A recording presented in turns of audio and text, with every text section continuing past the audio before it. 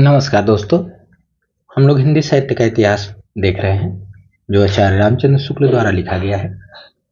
इसमें भक्ति काल चल रहा है और भक्ति काल के अंतर्गत हम लोग सगुण भक्ति धारा में शामिल राम भक्ति शाखा के अंतर्गत आज गोस्वामी तुलसीदास जी को पढ़ेंगे। शुक्ल जी ने तुलसीदास जी के बारे में क्या लिखा है अपने इतिहास में, उसे देखेंगे। गोस्वामी तुलसीदास जी के बारे में शुक्ल जी लिखते हैं कि यद्यपि स्वामी रामानंद जी की शिष्य परंपरा के द्वारा देश के बड़े भाग में राम भक्ति की पुष्टि निरंतर होती आ रही थी और भक्त लोग फुटकल पदों में राम की महिमा गाते आ रहे थे।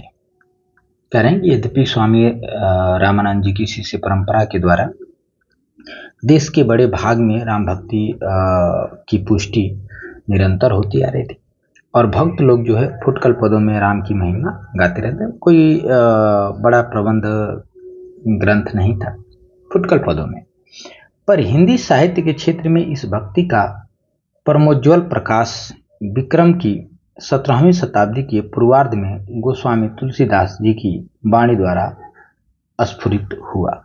ये थोड़ा सा पॉइंट आपको रखना है कि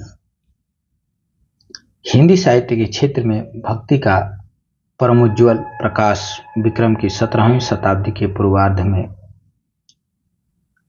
गोस्वामी तुलसीदास जी की वाणी द्वारा स्फुरित हुआ। उनकी सर्वतोमुखी प्रतिभा ने भाषा काव्य की सारी प्रचलित पद्धतियों के बीच अपना चमत्कार दिखाया। सारांश यह है कि राम भक्ति का वह परम विशद साहित्यिक संदर्भ इन्हीं भक्ति शिरोमणि द्वारा संगठित हुआ जिससे हिंदी काव्य की प्रौढ़ता के युग का आरंभ हुआ। ये बात शुक्ल जी तुलसीदास जी के बारे में लिखते हैं। आगे कहते हैं शुक्ल जी कि शिव सिंह सरोज, जो शिव सिंह सेंगर का ग्रंथ है, तो कहते हैं कि शिव सिंह सरोज में गोस्वामी जी के एक शिष्य बेनी माधव दास कृत गोसाई चरित्र का उल्लेख है। शिव सिंह सरोज जो ग्रंथ है उसमें कोई तुलसीदास जी का शिष्य है जिसका नाम है बेनी माधव दास, उनकी एक रचना है गोसाई चरित्र, जिसका उल्लेख कहाँ मिलेगा? शिव सिंह सरोज ग्रंथ के अंतर्गत। कह रहे हैं इस ग्रंथ का कहीं पता नहीं है, जो ये गोसाई चरित्र है इस ग्रंथ का कहीं पता नहीं था, कहीं पता न था, पर कुछ दिन हुए सहसा यह अयोध्या से निकल पड़ा।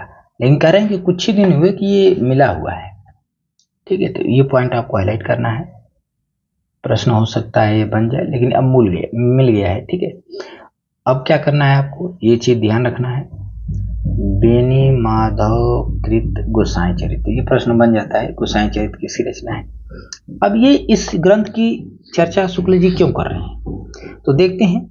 कह रहे हैं कि अयोध्या में एक अत्यंत निपुण दल है जो लुप्त पुस्तकों और रचनाओं को समय समय पर प्रकट करता रहता है। यानी कि अयोध्या में एक बड़ा निपुण दल है, बहुत निपुण है। वो समय समय पर पुस्तकों को ढूंढता है, लुप्त जो पुस्तक है उनको ढूंढता है और उनकी रचनाओं को समय समय पर क्या करता है, प्रकट करता है। कभी नंददास कृत तुलसी की वंदना का पद प्रकट होता है जिसमें नंददास कहते हैं। अब ये पंक्ति जो है नंददास की है, ध्यान देना। श्रीमत तुलसीदास स्वगुरु भ्राता पद बंदे, नंददास के हृदय नयन को खोले सोई। ठीक है, ये जो पंक्ति है ये किसकी है? नंददास की, ये तुलसी की नहीं है। आगे देखें, आगे कह रहे हैं कि कभी सूरदास जी द्वारा तुलसीदास की स्तुति का यह पद प्रकाशित होता है। सूरदास जी ने तुलसीदास की स्तुति में भी कुछ पद लिखे हैं, यानी उन्होंने ये भी पद ढूंढ के दिया। कौन? जो अयोध्या के निपुण दल हैं वो। धन्य भाग्य मम संत शिरोमणि चरण कमलता की तक आयो, दया दृष्टि ते मम दिशि हरेऊ, तत्व स्वरूप लखायो, कर्म उपासन ज्ञान जनित, भ्रम संशय सुल नसायो। अब ये पंक्ति कहाँ है? ये पंक्ति कहाँ है? तो इसके लिए आप लिख सकते हैं कि ये सूरदास की है, और सूरदास की रचना जो है ये सूरदास की पंक्ति, ठीक है। नीचे लिखा हुआ है, देखिए लिखा है कि ये दोनों पंक्तियां सूरदास जी के इस पद से खींच ली गई हैं। कर्म योग पुण्य ज्ञान उपासना सब ही भ्रम भरमायो, श्री वल्लभ गुरु तत्व सुनायो, लीला भेद बतायो। ये सूर सरावली, ठीक है, यानी सूर सरावली से। आ जाइए आगे बढ़ते हैं। यानी कहने का मतलब है कि वो सूरदास की पंक्ति नंददास भी तुलसीदास के बारे में लिखी है, सूरदास भी तुलसीदास के बारे में लिखे हैं, ठीक है। और कौन कौन लिखा है सब यहाँ पे मिलेगा आपको। कह रहे हैं कि इस पद के अनुसार सूरदास का कर्म उपासना ज्ञान जनित भ्रम वल्लभाचार्य जी ने नहीं, तुलसीदास जी ने दूर किया था। अब कह रहे हैं कि जो कर्म उपासना और ज्ञान इन सब के बीच में जो भ्रम उनको जो जन्म ले लिया था, भ्रम था, वो भ्रम जो है वल्लभाचार्य ने नहीं बल्कि तुलसीदास ने दूर किया था। इन पदों के अनुसार कह रहे हैं शुक्ल जी, कह रहे हैं सूरदास जी तुलसीदास जी से अवस्था में बहुत बड़े थे और उनसे पहले प्रसिद्ध भक्त हो गए थे, यह सब लोग जानते हैं। लेकिन इस पद की माने तो ये देखने को मिल रहा है कि कर्म और ज्ञान में कौन बड़ा है? नहीं, कर्म और उपासना ज्ञान में। तो जो भ्रम था उस भ्रम को दूर किया मतलब तुलसीदास ने, ऐसा इस पद में लिखा गया है। लेकिन सबको पता है कि सूरदास जी 1478 में जन्म लिए थे और कहाँ तुलसीदास 1532 में। तो सूरदास काफी बड़े थे और तुलसीदास से पहले ही उनकी प्रसिद्धि मिल चुकी थी। तो ये तो मुश्किल है। अब ये पद कहाँ से लेके आ गए, ठीक है। चलिए, तो इसलिए मैंने उसको येलो कलर से किया है, ये इंपॉर्टेंस नहीं है। आ जाइए, ये दोनों पद गोसाई चरित्र के मेल में हैं, अतः मैं इन सब का उद्गम एक ही समझता हूँ। गोसाई चरित्र में वर्णित बहुत सी बातें इतिहास के सर्वथा विरुद्ध पड़ती हैं। अब कह रहे हैं कि जो गोसाई चरित्र जो रचना है उसका जो उद्गम है वो बिल्कुल सेम है जैसे ये पद हैं और गोसाई जी के जो है रचना। क्यों? क्योंकि इन दोनों में वर्णित बातें, यानी उस पद में और गोसाई जी की जो रचना है सॉरी गोसाई जी कह रहे हैं, गोसाई चरित्र जो रचना है इसमें वर्णित जितने पद हैं वो देखे जाए तो इतिहास को ही उलट देता है, सब उल्टा पुल्टा। तो कह रहे हैं इतिहास के विरुद्ध सर्वथा जो है इतिहास के विरुद्ध। ये पॉइंट आपको ध्यान रखना है कि गोसाई चरित्र में वर्णित सब बहुत सी बातें इतिहास के विरुद्ध सर्वथा विरुद्ध पड़ती हैं, ठीक है। यानी इन्होंने गोसाई चरित्र को ज्यादा महत्व नहीं दिया है। कह रहे हैं कि यह माता प्रसाद गुप्त अपने कई लेखों में दिखा चुके हैं। कह रहे हैं कि ये बात जो है जो लिखी गई है इतिहास के सर्वथा विरुद्ध है, इसको जो है माता प्रसाद गुप्त जो है अपने लेखों में कई जगह दिखा चुके हैं कि देखिए यहाँ पे गोसाई चरित्र में जो भी चीजें लिखी गई हैं वो क्या है, गलत है, रंग है। रामानंद जी की शिष्य परंपरा के अनुसार देखें तो भी तुलसीदास के गुरु का नाम नरहरियानंद या नरहरियानंद के गुरु का नाम अनंतानंद और शिष्य अनंतानंद होते हैं, ठीक है। या मेन चीजें यहाँ पे ये समझना है कि तुलसीदास के गुरु का नाम नरहरियानंद या नरहरिया ये तो एक ही चीज लिख दिया है। अच्छा, नरहरियानंद के गुरु अनंतानंद, ठीक है। अब ये रामानंद जी की जो शिष्य परंपरा है उसमें आप देखेंगे तब मिलेगा कि रामानंद की जो शिष्य परंपरा आगे बढ़ती है तो उसमें कहीं नरहरियानंद नाम के एक शिष्य रामानंद जी के हुए थे, वही जो है तुलसीदास के गुरु हैं, ठीक है। कह रहे हैं कि नरहरियानंद सुनाम छते असंगत ठहरता है। अनंतानंद और नरहरियानंद दोनों रामानंद जी के 12 शिष्यों में थे। ये प्रश्न बनता है कि रामानंद के कितने शिष्य थे, तो ये पॉइंट आपको ध्यान रखना है। अनंतानंद और रामानंद दोनों जो है रामानंद के शिष्य थे, यानी 12 शिष्यों में से प्रसिद्ध थे। आगे कह रहे हैं कि अगला पॉइंट आपको हाईलाइट करना है कि नरहरिदास नरहरियानंद को ही कहा गया है। तो नरहरिदास को अलबत्त कुछ लोग अनंतानंद का शिष्य कहते हैं, पर भक्तमाल के अनुसार अनंतानंद के शिष्य श्रीरंग के शिष्य थे। ठीक है। गिरनार में योगाभ्यासी सिद्ध रहा करते हैं। तपसी शाखा की यह बात भी गोसाई चरित्र में आ गई है। इसमें कोई संदेह नहीं कि तिथिवार आदि ज्योतिष की गणना से सब कुछ ठीक मिलाकर तथा तुलसीदास के संबंध में चली आती हुई सारी जन श्रुतियों का समन्वय करके और सावधानी के साथ इसकी रचना हुई है। पर एक ऐसी पदावली इसके भीतर चमक रही है जो बिल्कुल आजकल की रचना घोषित कर रही है। यह सत्य शिवम सुंदरम देखिए। ठीक है, ये बता रहे हैं कि ये जो है आजकल की रचना है, ज़्यादा पुरानी नहीं है। क्योंकि कुछ मुझको दिखाई दे रहा है। शुक्ल जी कह रहे हैं कि देखन तिरसित दृष्टि ते तब ते सब जने किन्हीं सही संक्रम दिव्यसार सो लिखियो पढ़े धुनि सुने सत्य शिवम सुंदर। यह पदावली अंग्रेजी समीक्षा क्षेत्र में प्रचलित the true, the good and the beautiful का अनुवाद है, जिसका प्रचार पहले ब्रह्म समाज में, फिर बंगला और हिंदी की आधुनिक समीक्षाओं में हुआ। यह हम अपने काव्य में रहस्यवाद के भीतर दिखा चुके हैं। इनकी एक रचना है रहस्यवाद। कह रहे हैं कि रहस्यवाद के बारे में, यानी कह रहे हैं कि सत्यम शिवम सुंदरम जो है, ये जो है सबसे पहले अगर कहीं सुनाई दिया तो ब्रह्म समाज के भीतर सुनाई दिया। ठीक है। तो जब ब्रह्म समाज आधुनिक काल 1829 में जो है 1828 या 29 के समय जो है ब्रह्म समाज दिखाई देता है, तो कह रहे हैं कि उस समय का है ये शब्द, उससे पहले ये शब्द नहीं था। ठीक है,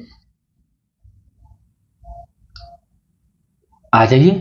कह रहे हैं कि और ये शब्द जो है उस पद में दिखाई दे रहा है। इससे ये सिद्ध हो रहा है कि वो रचना क्या है, ज्यादा पुरानी नहीं है। कह रहे हैं यह बात अवश्य है कि गोसाई चरित्र में जो वृत्त दिए हैं वे अधिकतर वे ही हैं जो परंपरा से प्रसिद्ध चले आ रहे हैं। तो कह रहे हैं कि इससे हम स्पष्ट कहना देना चाहता हूं कि गोसाई चरित्र जो रचना है वो पुरानी नहीं है, बाद की है, और जो परंपरा चली आ रही है, जो सुनी सुनाई बातें हैं, उसी को जो है गोसाई चरित्र में लिखा गया है, और ये बाद की रचनाएं हैं। आगे कह रहे हैं कि गोस्वामी जी का एक और जीवन चरित्र, जिसकी सूचना मर्यादा पत्रिका की ज्येष्ठ 1969 की संख्या में श्रीयुत इंद्रदेव नारायणी जी ने दी थी, उनके एक दूसरे शिष्य महात्मा रघुवर दास जी का लिखा हुआ तुलसी चरित्र कहा जाता है। कह रहे हैं कि तुलसीदास के बारे में तो एक बेनी माधव का मिल गया आपको गोसाई चरित्र, जो कि फर्जी जान पड़ता है, बहुत बात की है, सुनी सुनाई बातें उसमें लिखी गई हैं। और दूसरी कह रहे हैं कि उनके एक दूसरे शिष्य महात्मा रघुवर दास जी, किनके इंद्रदेव नारायणी जी थे। ठीक है, उनकी बात हो रही कि उनके जो है एक शिष्य थे महात्मा रघुवर दास जी, उन्होंने एक रचना लिखी है तुलसी चरित्र। ठीक है, तुलसी चरित्र यह कहाँ तक प्रमाणिक है नहीं कहा जा सकता, यह कितना प्रमाणिक है ये बात तो नहीं कहा जा सकता, लेकिन दोनों चरित्रों के वृत्तांत में परस्पर बहुत कुछ विरोध है। लेकिन अगर गोसाई चरित्र और तुलसी चरित्र दोनों को पढ़ा जाए तो दोनों में काफी हद तक जो है विरोध है, एक दूसरी बातों को विरोध दिखाई देता है। दोनों एक दूसरे की क्या कर रहे हैं, विरोध कर रहे हैं। बाबा बेनी माधव दास के अनुसार गोस्वामी जी के पिता जमुना के किनारे दुबेपुरवा नामक गांव के दुबे और मुखिया थे, और पूर्वज पतेवजा ग्राम से आए थे। पर बाबा रघुवर दास तुलसी चरित्र में लिखा कि सरवार में मझौला से 23 कोस पर कस्या गांव में गोस्वामी जी के पर पितामह परशुराम मिश्र, जो गाना के मिश्र थे, रहते थे। वे तीर्थाटन करते करते चित्रकूट पहुंचे और उसी और राजापुर में बस गए। उनके पुत्र शंकर मिश्र हुए। शंकर मिश्र के रुद्रनाथ मिश्र और रुद्रनाथ मिश्र के मुरारी मिश्र हुए, जिनके पुत्र तुलसीदास जी आगे चलकर भक्त चूड़ामणि गोस्वामी तुलसीदास जी हुए। अब ये इस तरीके से लिखते हैं। कहना है कि दोनों चरित्रों में गोस्वामी जी का जन्म संवत 1554 दिया हुआ है। बाबा बेनी माधव दास की पुस्तक में तो श्रावण शुक्ला सप्तमी तिथि भी दी हुई है, पर इस संवत को ग्रहण करने से तुलसीदास जी की आयु 126 से 27 वर्ष आती है, जो पुनीत आचरण के महात्माओं के लिए असंभव तो नहीं कही जा सकती। हो सकता है। शिव सिंह सरोज में लिखा है कि गोस्वामी जी संवत 1583 के लगभग उत्पन्न हुए थे। मिर्जापुर के प्रसिद्ध राम भक्त रामायणी पंडित राम गुलाम द्विवेदी भक्तों के जनश्रुति के अनुसार उनका जन्म संवत 1589 मानते थे। इसी सबसे पिछले संवत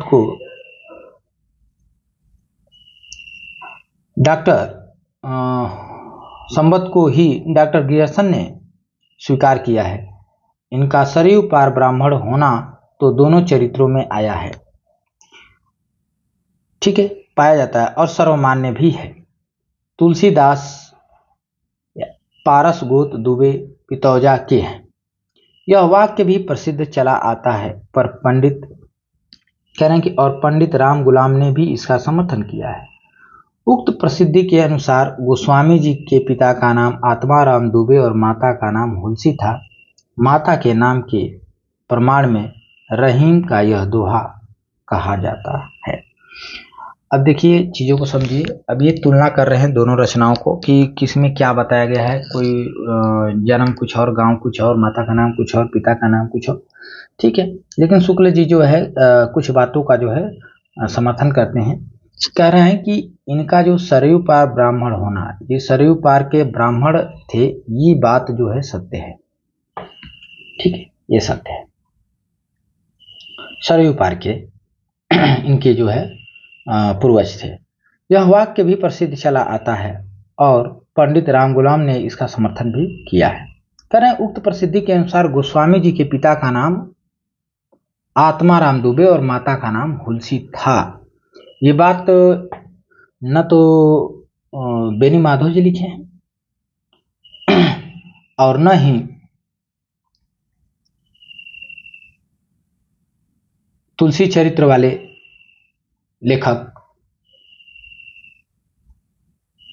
ये बात जो है रहीम दास के दोहों में है। और रहीम दास को आप जानते हैं कि तुलसीदास के समय थे, तो जो रहीम दास कह रहे हैं ये सत्य हो सकता है, क्योंकि बाद वाले तो सुनी सुनाई बातें ही लिख सकते हैं, ठीक है। तो इनके ऊपर ज़्यादा विश्वास होता है कि यदि रहीम की दोहें हैं तो फिर सही हो सकते हैं, ठीक है।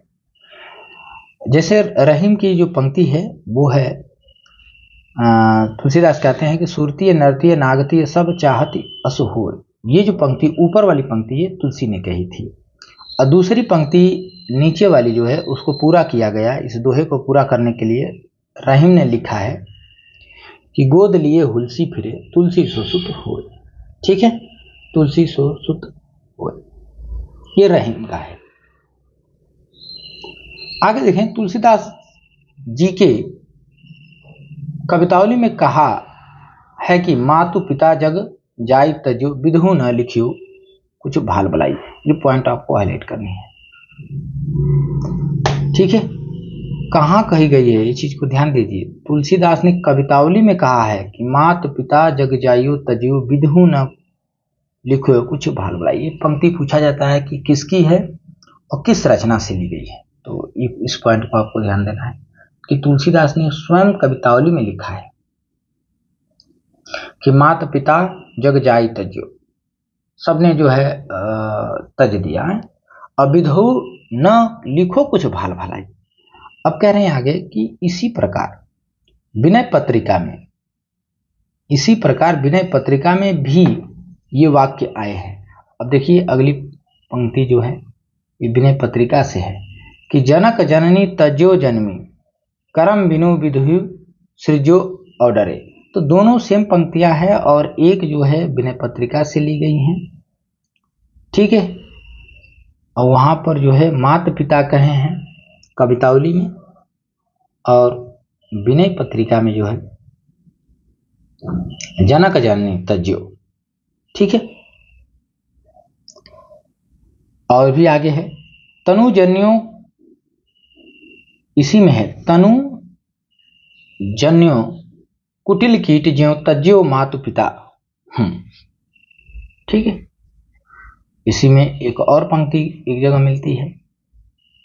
तो ये प्रश्न बन सकते हैं ये पंक्ति किस कविता से है या किस रचना से है। इन वचनों के अनुसार यह जनश्रुति चल पड़ी कि गोस्वामी जी अभुक्त मूल में उत्पन्न हुए थे। अब ये जो कथन सुनने को मिला कि उनके माता पिता जो है जन्म से ही त्याग दिए, उनको छोड़ दिए, तो अब इसी पे ही लोगों ने स्टोरी बना लिया और एक जनश्रुति चल पड़ी कि गोस्वामी जी अभुक्त मूल में उत्पन्न हुए थे, इससे उनके माता पिता ने उन्हें त्याग दिया था। अब कहते हैं उक्त जनश्रुति के अनुसार गोस्वामी चरित्र में लिखा है कि गोस्वामी जी जब उत्पन्न हुए तब 5 वर्ष के बालक के समान थे। अब जो है गोस्वामी चरित्र में अब उस चीज को सिद्ध करने के लिए जो है अब लिखा गया कि जब वो जन्म लिए तो 5 वर्ष के बालक के समान थे और उन्हें पूरे दांत भी थे, उनके पूरे दांत थे, वो रोए नहीं, केवल राम शब्द उनके मुंह से सुनाई पड़ा। बालक को राक्षस समझ पिता ने उसकी उपेक्षा की, पर माता ने उसकी रक्षा के लिए उद्विग्न होकर उसे अपनी एक दासी मुनिया के पालने पोसने को दिया और वह लेकर अपनी ससुराल चली गई। तो ध्यान देना, मुनिया का नाम आपको ध्यान देना है। पालन पोषण किसने किया, कहाँ गया, मुनिया, दासी मुनिया। आज कह रहे हैं कि 5 वर्ष पीछे जब मुनिया भी मर गई तब राजापुर में बालक के पिता के पास संवाद भेजा गया। कह रहे हैं कि जब 5 साल ज़्यादा जो मुनिया थी वो ज़्यादा इनका लालन पालन नहीं कर पाई। जब ये 5 साल के हुए, ठीक है ना, यानी जब से मुनिया ले गई थी तो 5 साल बाद जो है मुनिया मर जाती है। तो राजापुर में बालक के पिता के पास संवाद या लेटर या चिट्ठी जो भी है जिसके माध्यम से संवाद को भेजा गया, पर उन्होंने बालक को लेने से स्वीकार न किया। उन्होंने कहा कि भाई बालक को मैं एक्सेप्ट नहीं करूंगा, स्वीकार नहीं करूंगा, उसको रहने दीजिए उधर ही। किसी प्रकार बालक का निर्वाह कुछ दिन हुआ और अंत में बाबा नरहरि दास ने उसे अपने पास रख लिया और कुछ शिक्षा दीक्षा दी। जब कोई नहीं ले गया तो अंत में उसकी भेंट जो है नरहरि दास से हो जाती है और उन्होंने अपने पास रखा और शिक्षा दीक्षा दी। इन्हें गुरु से गोस्वामी जी यानी तुलसीदास राम कथा सुना करते थे और इन्हीं अपने गुरु नरहरिदास के साथ गोस्वामी जी काशी में आकर पंचगंगा घाट पर स्वामी रामानंद जी के स्थान पर रहने लगे। पंचगंगा घाट कहाँ रहने लगे, पंचगंगा घाट, जहाँ पर रामानंद जी रहा करते थे। वहां पर एक परम विद्वान महात्मा शेष सनातन जी भी रहते थे, जिन्होंने तुलसीदास जी को वेद वेदांग दर्शन इतिहास पुराण आदि की शिक्षा दी और उसमें उनको प्रमिट कर दिया। तो ये भी पॉइंट आपको हाईलाइट कर लेना चाहिए, ठीक है, कि विद्वान महात्मा ये चीजें अपने आधा काट करके क्या किया, हाईलाइट कर दिया। आगे देखें, 15 वर्ष तक अध्ययन चलता रहा इनका। तो 15 वर्ष तक अध्ययन करके गोस्वामी जी फिर अपनी जन्मभूमि राजापुर को लौट आए। इनकी जन्मभूमि कहाँ है, राजापुर। वहां इनके परिवार में कोई नहीं रह गया था और घर भी गिर गया था। तो इनकी जन्मभूमि कहाँ है, इस पॉइंट को मैं हाईलाइट कर देता हूँ। जन्मभूमि राजापुर को ये क्या हुए, लौट है। अब कह रहे हैं शुक्ल जी कि यमुना पार के एक ग्राम के रहने वाले भारद्वाज गोत्री एक ब्राह्मण यमद्वितीया के राजापुर में स्नान करने आए। उन्होंने तुलसीदास की विद्या, विनय और शील इत्यादि चीजों पर मुग्ध होकर अपनी कन्या इन्हें ब्याह दी। इस पत्नी के उपदेश से गोस्वामी जी का विरक्त होना और भक्ति की सिद्धि प्राप्त करना प्रसिद्ध है। तुलसीदास जी अपने इस पत्नी पर इतने अनुरक्त थे कि एक बार उसके मायके चले जाने पर वो बढ़ी हुई नदी पार करके उससे जाकर मिले। स्त्री ने इस समय ये दोहा कहा था। तो दोहा ये पूछा जाता है, बार बार पूछ लिया जाता है कि लाज न लागत आपको दौरे आओ साथ, धिक धिक ऐसे प्रेम को कहाँ कहूँ मैं नाथ। अस्ति चर्मय देह मन तामे जैसी प्रीत, तैसी जो श्री राम होती न तो भव भीति। ये पंक्ति जो है तुलसीदास की पत्नी रत्ना या रत्नावली, ठीक है, ने कहा है। आगे बढ़ते हैं तो शुक्ल जी कहते हैं कि यह बात तुलसीदास जी को ऐसी लगी, ये जो ऊपर वाली बात कही गई है रत्नावली द्वारा, ये बात तुलसीदास को इस प्रकार की लगी कि तुरंत काशी आकर विरक्त हो गए। और इस वृतांत को प्रियादास जी ने भक्तमाल की अपनी टीका में दिया है और तुलसी चरित्र और गोसाई चरित्र में भी इसका उल्लेख है। यानी दोनों में, तीनों में इसका उल्लेख है। इसका मतलब ये तीनों, ये बात जो है सत्य है, ठीक है। प्रियादास जी ने भक्तमाल की टीका में, भक्तमाल की टीका कौन लिखा है, इस चीज को आपको ध्यान रखना है, प्रश्न बन सकता है। ये जो बात है तीनों में लिखा हुआ मिलता है कि रत्नावली ने जो है उनको फटकार लगाई थी। आगे आइए। गोस्वामी जी घर छोड़ने पर कुछ दिन काशी में और फिर काशी से अयोध्या जाकर रहे और उसके बाद में यानी पीछे तीर्थ यात्रा करने निकले और जगन्नाथपुरी, रामेश्वर, द्वारका होते हुए बदरिकाश्रम गए। वहां से कैलाश और मानसरोवर तक निकल गए। अंत में चित्रकूट आकर ये बहुत दिनों तक रहे, जहां अनेक संतों से इनकी भेंट हुई। इसके अनंतर संवत 1631 में अयोध्या जाकर उन्होंने रामचरितमानस का आरंभ किया और उसे 2 वर्ष 7 महीने में समाप्त किया। रामायण का कुछ अंश, विशेषतः किष्किंधा कांड, काशी में रचा गया। ये पॉइंट आपको ध्यान में देना है, ठीक है। 1931 में ये रामचरितमानस का आरंभ करते हैं और कहां से करते हैं, अयोध्या से करते हैं, ठीक है।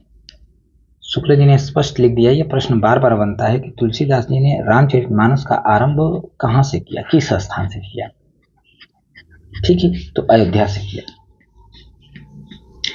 और फिर पूछा जाता है कि जो रामचरितमानस में जो किष्किंधा कांड है वो कहाँ लिखा गया, कहाँ रहकर लिखे थे, तो काशी में।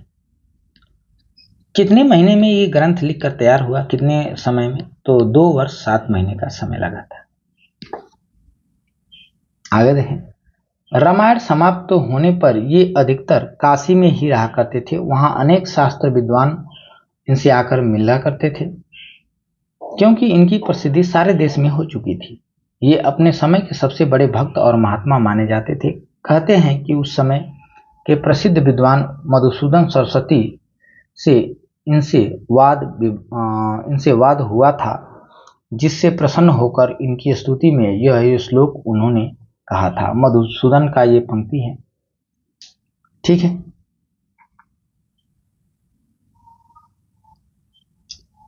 आनंद कानेन कश्चित जगं मस्त तुलसी तरु कविता मंजरी यस्य राम भ्रमर भूषिता। ये जो पंक्ति है ये मधुसूदन सरस्वती की है, तुलसीदास के लिए कही गई।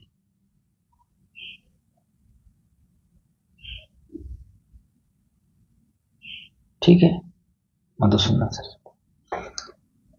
आगे देखें तो कह रहे हैं कि गोस्वामी तुलसीदास जी के मित्रों और स्नेहियों में नवाब अब्दुल रहीम खनखाना, महाराज मानसिंह, नाभाजी यानी नाभादास, मधुसूदन सरस्वती आदि कहे जाते हैं।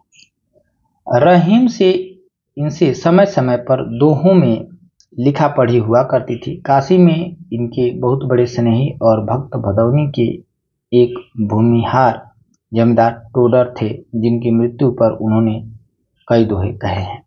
ये इसको आप हाईलाइट कर लीजिए, यहाँ कई जानकारी आपको देखने को मिल रही है कि तुलसीदास के जो मित्र थे, मित्र मंडली थी या स्नेही थे, इनके करीबी जो थे, ये कौन कौन थे। और टोडर की जब मृत्यु होती है तब जो है क्या कहा गया है,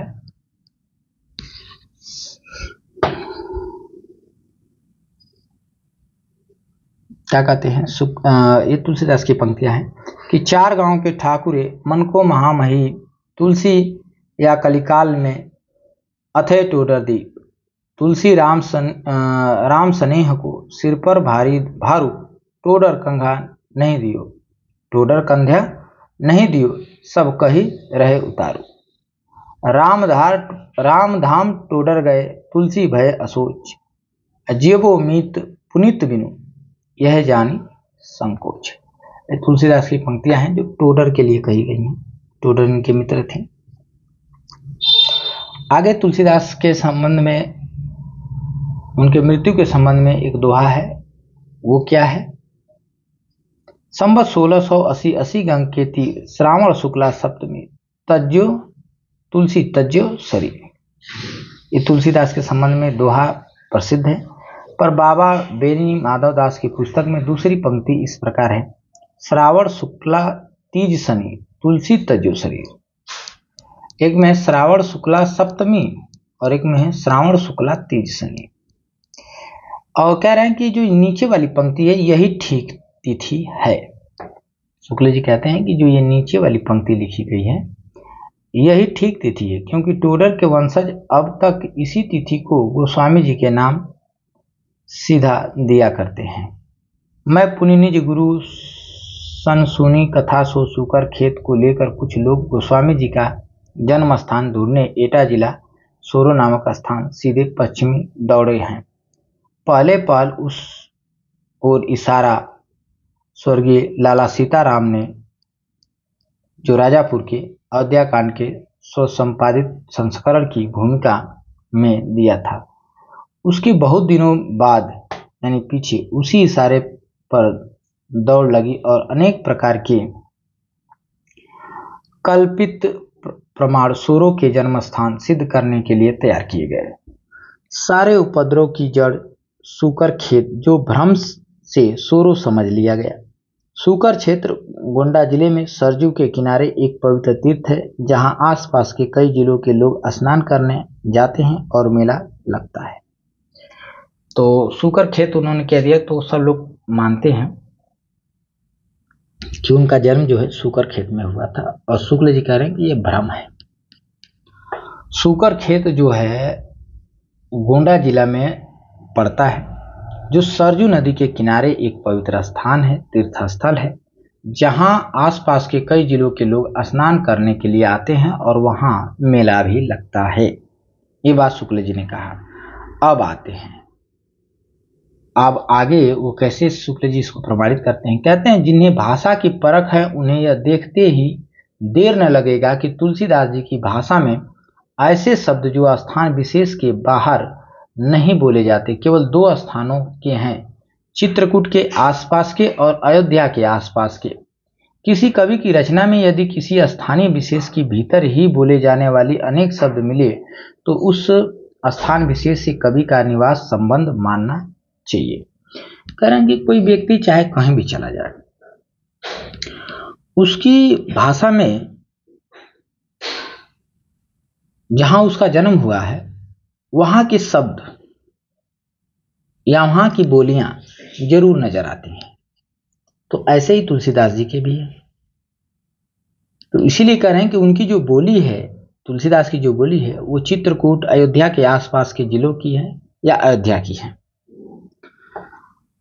तो कह रहे हैं कि इस दृष्टि से देखने पर यह बात मन में बैठ जाती है कि तुलसीदास जी का जन्म राजापुर में हुआ, जहां उनकी कुमार अवस्था बीती। अब ये पॉइंट आपको हाईलाइट कर लेना है। तुलसीदास जी का जन्म राजापुर में हुआ, ठीक है, जहां उनकी कुमार अवस्था बीती, यानी बचपना थोड़ा बीता, ठीक है।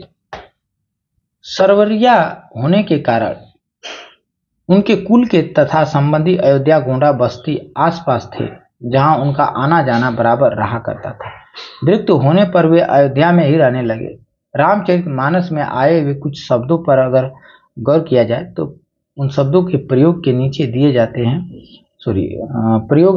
जाते हैं जो अयोध्या के आसपास ही बस्ती, गोंडे आदि कुछ भागों में बोले जाते हैं, वो मिल जाएंगे। दिखा रहे हैं शुक्ल जी कि जैसे माहुर का अर्थ होता है 20, जो कहाँ बोले जाते हैं, यही अयोध्या के आसपास के जिलों में। सरो कसरत, फहराना या फरहराना, प्रफुल्लचित होना, सरो मन करही, फुर सच, अनभल, ताकना, बुरा मानना, ठीक है। ये कुछ शब्द इन्होंने तुलसीदास के दिए हैं और इससे ये सिद्ध कर रहे हैं कि ये सब जो है अयोध्या के आसपास की भाषाएं हैं, बोलियां हैं या वहाँ के शब्द हैं। इसी प्रकार ये शब्द चित्रकूट के आसपास बघेलखंड में ही, जहाँ की भाषा पूर्वी हिंदी या अवधी ही बोले जाते हैं। कुराय वे गड्ढे जो करेल पोली जमीन में बरसात के कारण जगह जगह पड़ जाते हैं। सुआर माने सुपकार रसोइयां। कह रहे हैं कि अब इन शब्दों को छोड़िए, आगे बढ़िए। ये शब्द और प्रयोग इस बात का पता देते हैं कि किन किन स्थानों की बोली गोस्वामी जी की अपनी थी। आधुनिक काल के पहले साहित्य या काव्य की सर्वमान्य व्यापक भाषा ब्रज ही रही, यह तो निश्चित है। भाषा काव्य की परिचय के लिए प्रायः सारे उत्तर भारत के लोग बराबर इसका अभ्यास करते थे और अभ्यास द्वारा सुंदर रचना भी करते थे। ब्रज भाषा में रीति ग्रंथ लिखने वाले चिंतामणि भूषण, मतिराम दास इत्यादि जो है अधिकतर कवि अवध के थे और ब्रज भाषा के सर्वमान्य कवि माने जाते थे। अब तो अवधि के बारे में बता दिया, अब थोड़ा सा उनके ब्रज भाषा के भी बारे में बताना चाह रहे हैं, इसलिए जो है वो बता रहे हैं कि ब्रज भाषा में जो कवि ग्रंथ लिखा करते थे वो ब्रज भाषा के भी थे और कुछ कवि ऐसे थे जो ब्रज भाषा में लिखते थे और वो अवध के थे, ठीक है, वो ब्रज के थे नहीं। तो कह रहे हैं दास जी ने तो स्पष्ट व्यवस्था ही दी है कि ब्रज भाषा हेतु ब्रजवास ही न मानो, ठीक है। ये मत मानो कि ब्रज भाषा बोलने के लिए ब्रज में रहना जरूरी हो, इसका अनुमान आप न करिए। पर पूर्वी हिंदी या अवधी के संबंध में यह बात नहीं है। अवधी भाषा में रचना करने वाले जितने कवि हुए सब अवध या पूरब के थे। कह रहे हैं कि ब्रज वाले तो कहीं के थे, कहीं के कवि हो जाते थे जो ब्रज में लिखा करते थे, क्योंकि उसी में उस समय काव्य रचना होती थी। लेकिन कह रहे हैं कि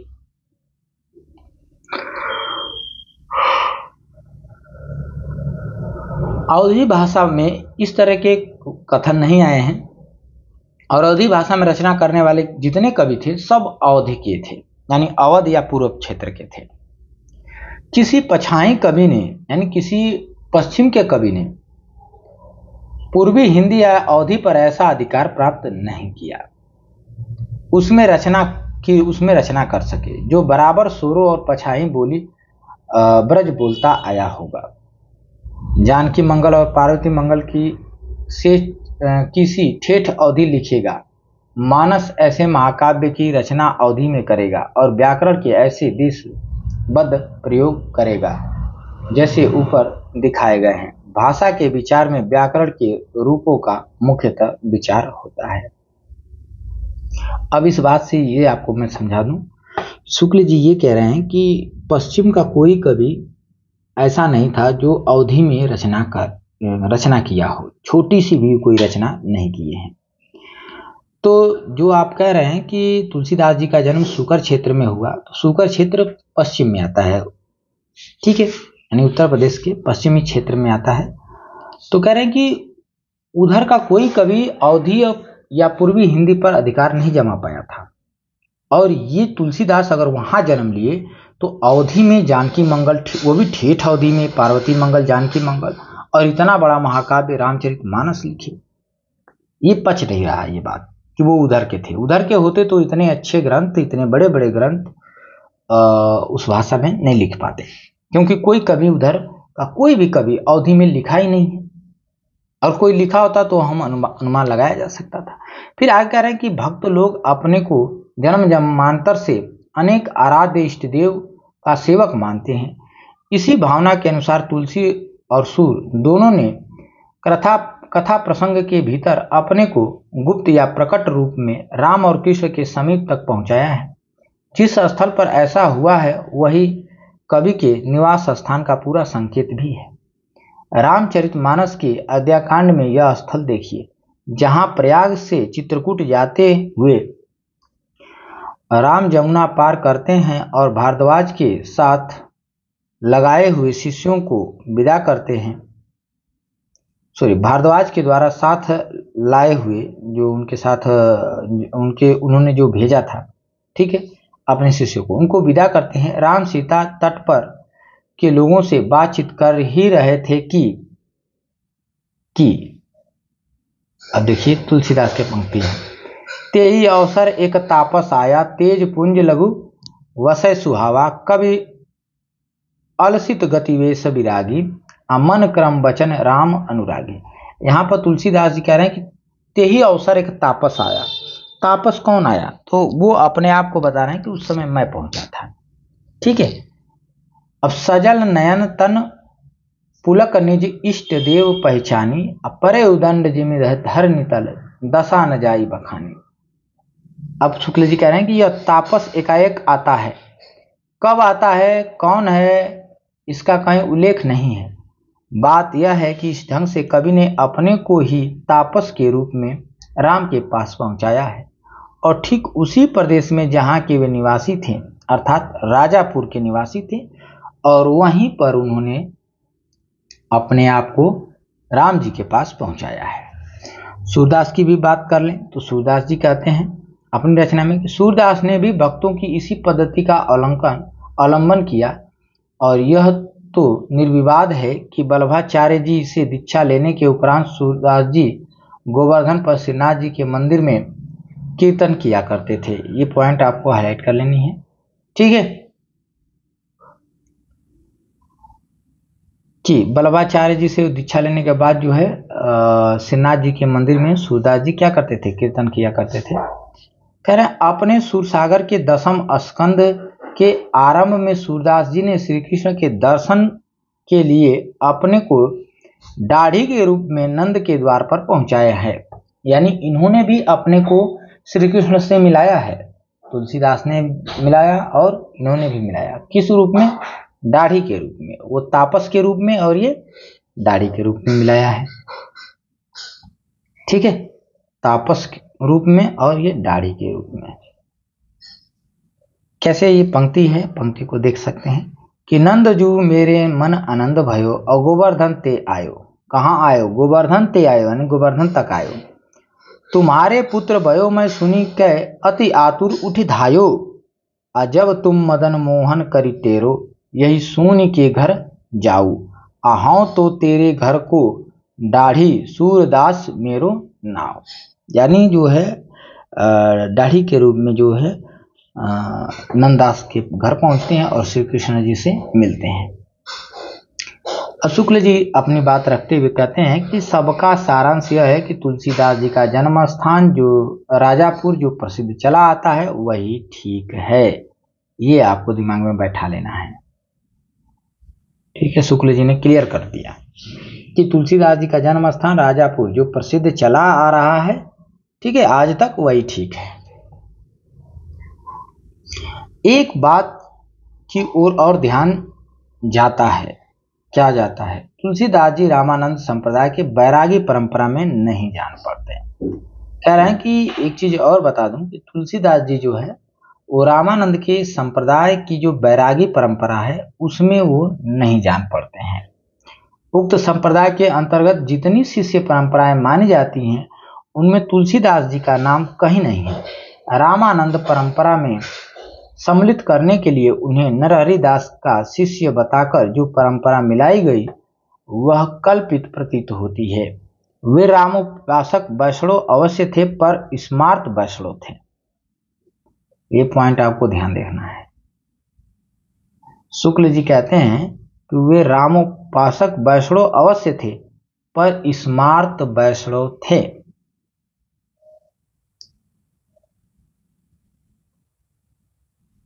आगे कह रहे हैं कि गोस्वामी जी के प्रादुर्भाव को हिंदी काव्य के क्षेत्र में एक चमत्कार समझना चाहिए। हिंदी काव्य की शक्ति का पूर्ण प्रसार इनकी रचनाओं में ही पहले पहल दिखाई पड़ता है। ये पॉइंट को आप हाईलाइट करेंगे, यहां से ये कथन पूछे गए हैं। वीरगाथा काल के कवि अपने संकुचित क्षेत्र में काव्य भाषा के पुराने रूप को लेकर एक विशेष शैली की परंपरा निभाते आ रहे थे। चलती भाषा का संस्कार और समुन्नति उनके द्वारा नहीं हुई। भक्ति काल में आकर भाषा के चलते रूप को समाश्रय मिलने लगा। कबीर ने चलती बोली में अपनी वाणी कही, पर वह बोली बेठिकाने की थी, उसका कोई नियत रूप न था। सौरसेनी अपभ्रंश या नागर अपभ्रंश का जो सामान्य रूप साहित्य के लिए स्वीकृत था उससे कबीर का लगाव न था। ये भी पॉइंट आपको हाईलाइट करनी है, बड़ी मोस्ट है। यहाँ से कोई भी पंक्ति बन सकती है, ठीक है।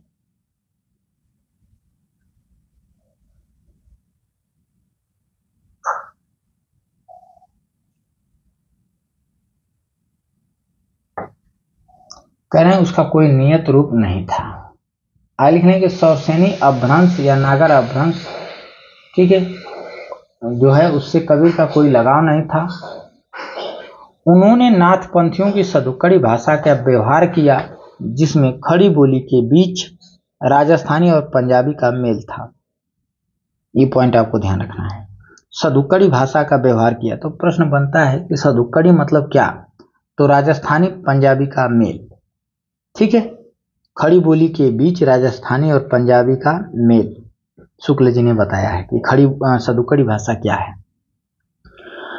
इसका कारण यह था कि मुसलमानों की बोली पंजाबी या खड़ी बोली हो गई थी और निर्गुण पंथी साधुओं का लक्ष्य मुसलमानों पर भी प्रभाव डालने का था। अतः उनकी भाषा में अरबी और फारसी के शब्दों का भी मनमाना प्रयोग मिलता है।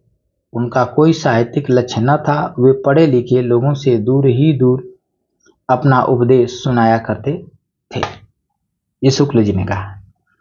आगे देखें, साहित्य की भाषा में जो वीरगाथा काल के कवियों के हाथ में बहुत कुछ अपने पुराने रूप में ही रही, प्रचलित भाषा के संयोग से नया जीवन सगुणोपासक कवियों द्वारा प्राप्त हुआ। भक्त सूरदास जी ब्रज की चलती भाषा को परंपरा से चली आती हुई काव्य भाषा के बीच पूर्ण रूप से प्रतिष्ठित करके साहित्यिक भाषा को लोक व्यवहार में के मेल में लाए। उन्होंने परंपरा से चली आती हुई काव्य भाषा का विस्तार न करके उसे एक नया चलता रूप दिया। सूरसागर को ध्यान पूर्वक देखने से उसमें क्रियाओं के कुछ पुराने रूप, कुछ सर्वनाम जैसे जसु तसु जेहि तेहि तथा कुछ प्राकृत के शब्द पाए जाएंगे। सारांश यह है कि परंपरागत काव्य भाषा को बिल्कुल अलग करके एक बरागी नई चलती बोली लेकर नहीं चले। भाषा का एक विशिष्ट समन्वय रूप उन्होंने रखा जिसका व्यवहार आगे चलकर बराबर कविता में होता आया है।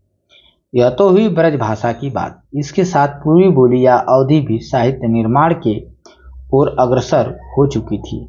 जैसे कि पहले कहा जा चुका है कि अवधि की सबसे पुरानी रचना ईश्वर दास की सत्यवती कथा है। ये प्रश्न आपको ध्यान रखना है। अवधि की सबसे पुरानी रचना शुक्ल जी ने किसे कहा है? अवधि की सबसे पुरानी रचना ईश्वर दास की जो रचना सत्यवती कथा है उसी को बताते हैं शुक्ल जी कि वही अवधि में सबसे पुरानी रचना है।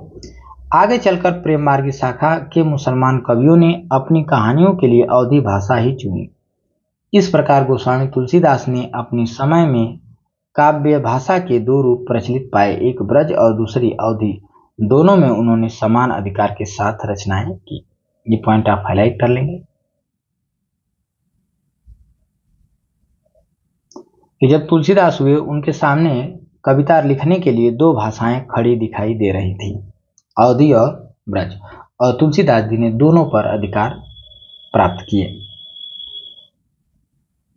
कह रहे हैं भाषा पद के स्वरूप को लेते हुए गोस्वामी तुलसीदास जी के सामने कई शैलियां प्रचलित थी, जिनमें से मुख्य हैं, पहली है कि बिरगाथा काल की छप्पय पद्धति, यानी छप्पय छंद में लिखी जाने वाली। विद्यापति और सूरदास की गीत पद्धति, जो गीत में वो लिखा करते थे। गंग आदि भाटों की कवित्व सवैया वाली पद्धति, और कबीरदास की संबंधी सदुक्कड़ी भाषा, यानी बानी की दोहा पद्धति जो अपभ्रंश से चली आती थी।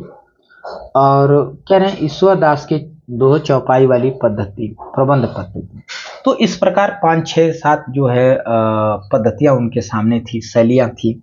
वो जिस शैली में चाहें तुलसीदास जी रचना कर सकते थे। आगे कह रहे हैं कि इस प्रकार काव्य भाषा के 2 रूप और रचना की 5 मुख्य शैलियां साहित्य क्षेत्र में गोस्वामी जी को मिली। तुलसीदास जी के रचना विधान की सबसे बड़ी विशेषता यह है कि वे अपने सर्वतोमुखी प्रतिभा के बल से सबके सौंदर्य की प्रकाष्ठा अपनी दिव्य वाणी में दिखाकर साहित्य क्षेत्र में प्रथम पद के अधिकारी हुए। ये पॉइंट आप हाईलाइट करेंगे, ठीक है। ये कथन तुलसीदास जी के बारे में कौन कहा है? शुक्ल जी ने कहा। हिंदी कविता के प्रेमी मात्र जानते हैं कि उनका ब्रज और अवधी दोनों भाषाओं का पर समान अधिकार है। ब्रज भाषा का जो माधुर्य हम सूरसागर में पाते हैं, वह माधुर्य और भी संस्कृत रूप में हम गीतावली और कृष्ण गीतावली में पाते हैं। ठेठ अवधि की जो मिठास हमें जायसी की पद्मावत में मिलती है, वह जानकी मंगल और पार्वती मंगल बरवे रामायण और रामलला में हम पाते हैं। यह सूचित करने की आवश्यकता नहीं कि न तो सूर का अवधि पर अधिकार था और न जायसी का ब्रज भाषा पर, ठीक है। ये कथन किसका है?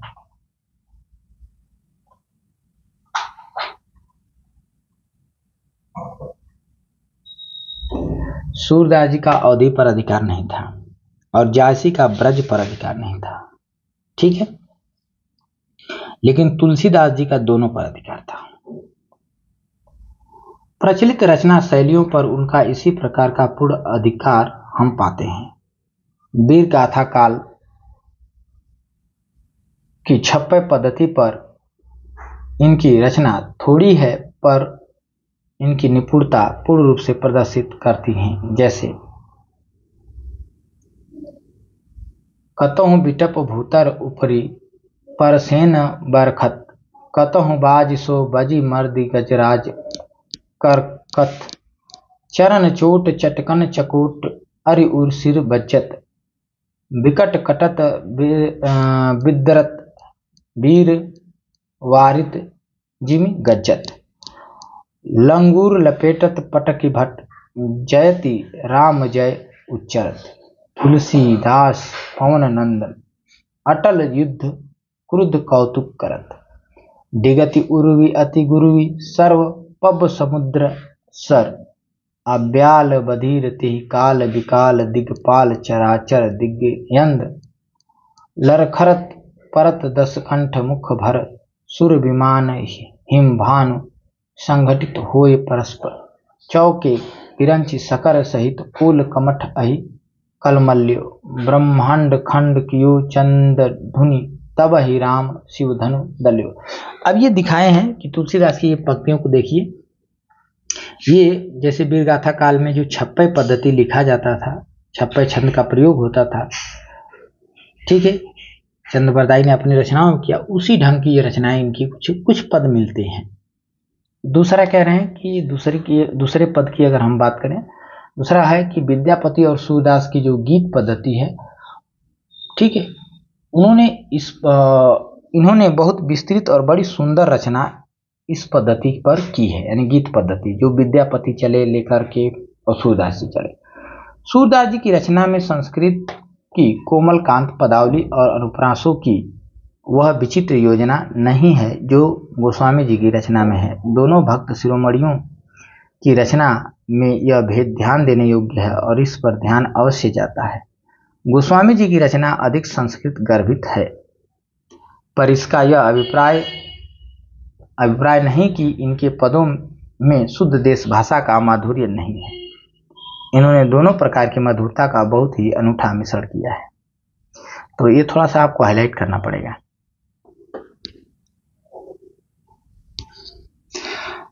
सूरदास जी की रचना में संस्कृत की कोमलकांत पदावली और उपरासों की वह विचित्र योजना नहीं है जो गोस्वामी जी की रचना में है। ये कथन पूछा जा सकता है, ठीक है, कि ये जो रचना, ये पंक्ति जो है किसने रची है, किसकी है? तो ये शुक्ल जी ने कही है, यह शुक्ल जी की बुक में मिलती है। ये पॉइंट आपको ध्यान रखना है कि ये पंक्ति किसके द्वारा लिखी गई? तो शुक्ल जी के द्वारा।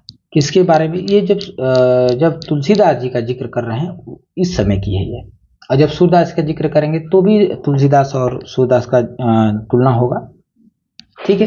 तो वहां हम कहेंगे कि ये सूरदास जी के संबंध में जब वर्णन कर रहे हैं तब कहे हैं, और यहाँ तुलसीदास जी का जब वर्णन कर रहे हैं तब कह रहे हैं, ठीक है। आगे कह रहे हैं कि दोनों शिरोमणि, दोनों जो भक्त शिरोमणि हैं, इनमें यह भेद ध्यान देने योग्य है, ठीक है। और गोस्वामी जी की रचना अधिक संस्कृत गर्भित है, ये ध्यान देना, ठीक है। कह रहे हैं कि पर इसका अभिप्राय ये मत समझ लेना कि उनके जो है रचना में या उनकी भाषा में जो है माधुर्य नहीं है, देश भाषा का माधुर्य नहीं है, ऐसा मत समझिए कि खाली संस्कृत लिखे होंगे, नहीं।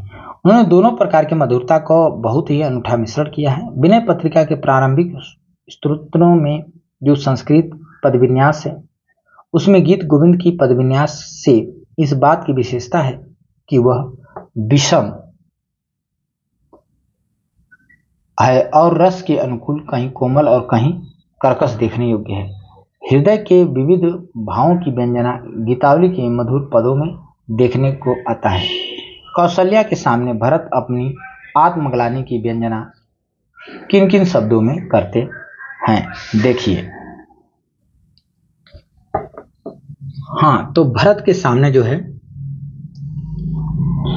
भरत जो है कौशल्या के सामने, यानी राम जी की माता जो कौशल्या है, उनके सामने अपनी ग्लानि को, आत्मग्लानि को, जो उनके अंदर जो आत्मग्लानि उठ रही है उसको व्यक्त करती हैं, बताते हैं।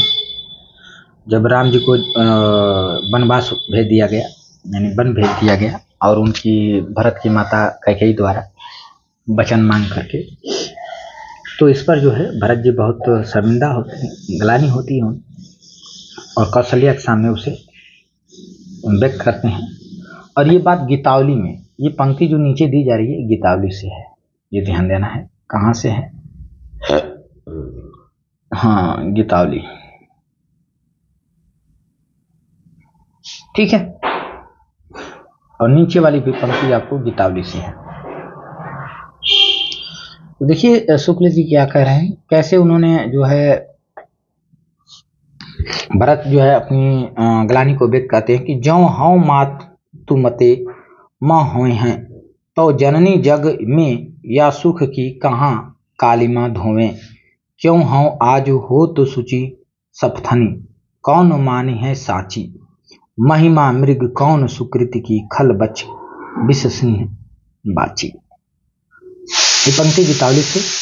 और दूसरी भी पंक्ति जब करेंगे चित्रकूट में, जब राम के सामने जाते हैं, जब मिलने जाते हैं, वहाँ पर भरत राम जी को लेने के लिए जाते हैं, तो जब वहाँ मिलते हैं तब वो कैसे अपनी जो है ग्लानि को प्रस्तुत करते हैं।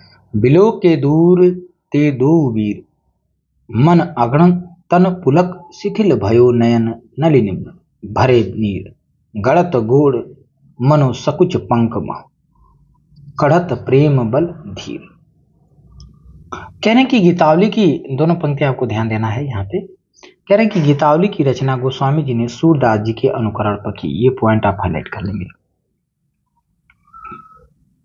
प्रश्न बन सकता है कि गीतावली की रचना गोस्वामी तुलसीदास जी ने किसके अनुकरण पर की थी? तो सूरदास जी के अनुकरण पर की। बाल लीला के कई एक पद ज्यों के त्यों सूरसागर में भी मिलते हैं और केवल राम श्याम का अंतर है। पंक्ति एकदम सेम टू सेम मिल जाएंगी, जो सूरदास की रचनाओं में सूरसागर में है वो पंक्ति सेम टू सेम मिल जाएगी, बस राम की जगह पर श्याम कर दिया गया है। लंका कांड तक तो कथा की अनेक रूपता के अनुसार मार्मिक स्थलों का जो चुनाव हुआ है वह तुलसी के सर्वथा अनुरूप है, पर उत्तर कांड में जाकर सूर पद्धति के अतिशय अनुकरण के कारण उनका गांधीर्य और व्यक्तित्व तिरोहित सा हो गया है। ये पॉइंट आप हाईलाइट करेंगे, ठीक है, ये पॉइंट हाईलाइट करेंगे। कहां गया, कह रहे हैं कि लंका कांड तक तो कथा की अनुरूपता के अनुसार मार्मिक स्थलों की, कह रहे हैं कि तुलसी के सर्वथा अनुरूप है, पर उत्तर कांड में जाकर सूर पद्धति के अतिशय अनुकरण, मतलब बहुत ज्यादा अनुकरण कर लिए हैं सूर की पद्धति का। कहां पर, उत्तर कांड में जाकर, ठीक है। और जब अनुकरण जब ज्यादा कर लिए हैं तो उनका गंभीर व्यक्तित्व है वो क्या हो जा रहा है, तिरोहित सा हो गया है, थोड़ा कम पड़ गया है। जिस रूप में राम को उन्होंने सर्वत्र लिया है उनका भी ध्यान उन्हें नहीं रह गया। सूरदास में जिस प्रकार गोपियों के साथ श्री कृष्ण हिंडोले झूलते हैं, होली खेलते हैं, वही करते राम दिखाए गए हैं, ठीक है। जिस तरह जो है राम को उन्होंने अयोध्या कांड में, बाल कांड में, अयोध्या कांड में, अरण्य कांड में, किष्किंधा कांड में या लंका कांड में जिस तरीके से राम को दिखाए हैं उस तरीके के राम को जो है उन्होंने उत्तरकांड में नहीं दिखा पाया, ठीक है। वहां जाते जाते वो जैसे श्री कृष्ण गोपियों के साथ झूला झूलते हैं उस तरीके से राम को भी दिखाए गए। कह रहे हैं कि इतना अवश्य है कि सीता की सखियां और पुरनारियों का राम की ओर पूज्य भाव ही प्रकट होता है। राम की नक्सिक शोभा का अलंकृत वर्णन सूर की शैली पर बहुत से पदों में लगातार चला गया है। सरयू तट के आनंद उत्सव को आगे चलकर रसिक लोग क्या रूप देंगे इसका ख्याल गोस्वामी जी को नहीं रहा। ये पॉइंट भी आप हाईलाइट कर लेंगे कि सीता की सखियों और पुरनारियों, जो भी पुरनारियों यानी जो भी है, अगर देखा जाए तो उतना जो है अश्लील नहीं है, मतलब पूज्य भाव ही प्रकट होता है, पढ़ने पर जो है अश्लीलता नहीं आती है, पूज्य भाव ही प्रकट होता है। नक्सिक शोभा का अलंकृत वर्णन भी सूर की शैली पर बहुत से पदों में लगातार चला गया है, फिर भी जो है पूज्य भाव ही प्रकट होता है। फिर कह रहे हैं सरयू तट के इस आनंद उत्सव को आगे चलकर रसिक लोग क्या रूप देंगे इसका ख्याल गोस्वामी जी को नहीं रहा कि आगे के कवि जो मैं लिख रहा हूँ इसका आगे चलकर वो क्या रूप दे देंगे। तो आप देख ही रहे हैं रसिक बिल्कुल भाव उन्होंने राम में ला दिया, ठीक है। तो इस बात का तुलसी जी को ख्याल ही नहीं था कि जो है जिस मर्यादा पुरुषोत्तम राम की मैं वर्णन किया हूँ वो आगे चल करके अगर थोड़ा सा भी संकेत मिल गया तो बिल्कुल जो है कृष्ण जी की तरह जो है और राधा की तरह जो है राम सीता पर भी काव्य नक्सिक वर्णन आ जाएंगे या लोग करने लगेंगे, इसका उन्होंने ध्यान नहीं दिया। कह रहे हैं कि गंग आदि भाटों की कवित्व सवैया पद्धति पर भी इसका प्रसार रामचरित गोस्वामी जी कह गए हैं कि जिसमें नाना रसों का सन्निवेश अत्यंत विशद रूप और में अत्यंत पुष्ट और स्वच्छ भाषा में मिलता है। नाना सामग्री राम कथा तुलसीदास ने अनेक प्रकार की रचनाओं में कही है। कवितावली में रस अनुकूल शब्द योजना बड़ी सुंदर है जो तुलसीदास की ऐसी कोमल भाषा का व्यवहार करते हैं। ये पंक्तियां जो है कवितावली से ली गई हैं, ये ध्यान देना है। कहाँ से ली गई हैं? कवितावली से, ठीक है, कवितावली से ली गई है। क्या है? राम को रूप निहारत जानकी कंकन के नग की परछाई याते सब सुधि भूली गई करटेक रही पल डारत नाही। ये पंक्ति जो है कवितावली से ली गई है और पंक्तियां हैं कि गोरो गरूर गुमान भरो, यह कौशिक छोटो सो ढोटो है काको।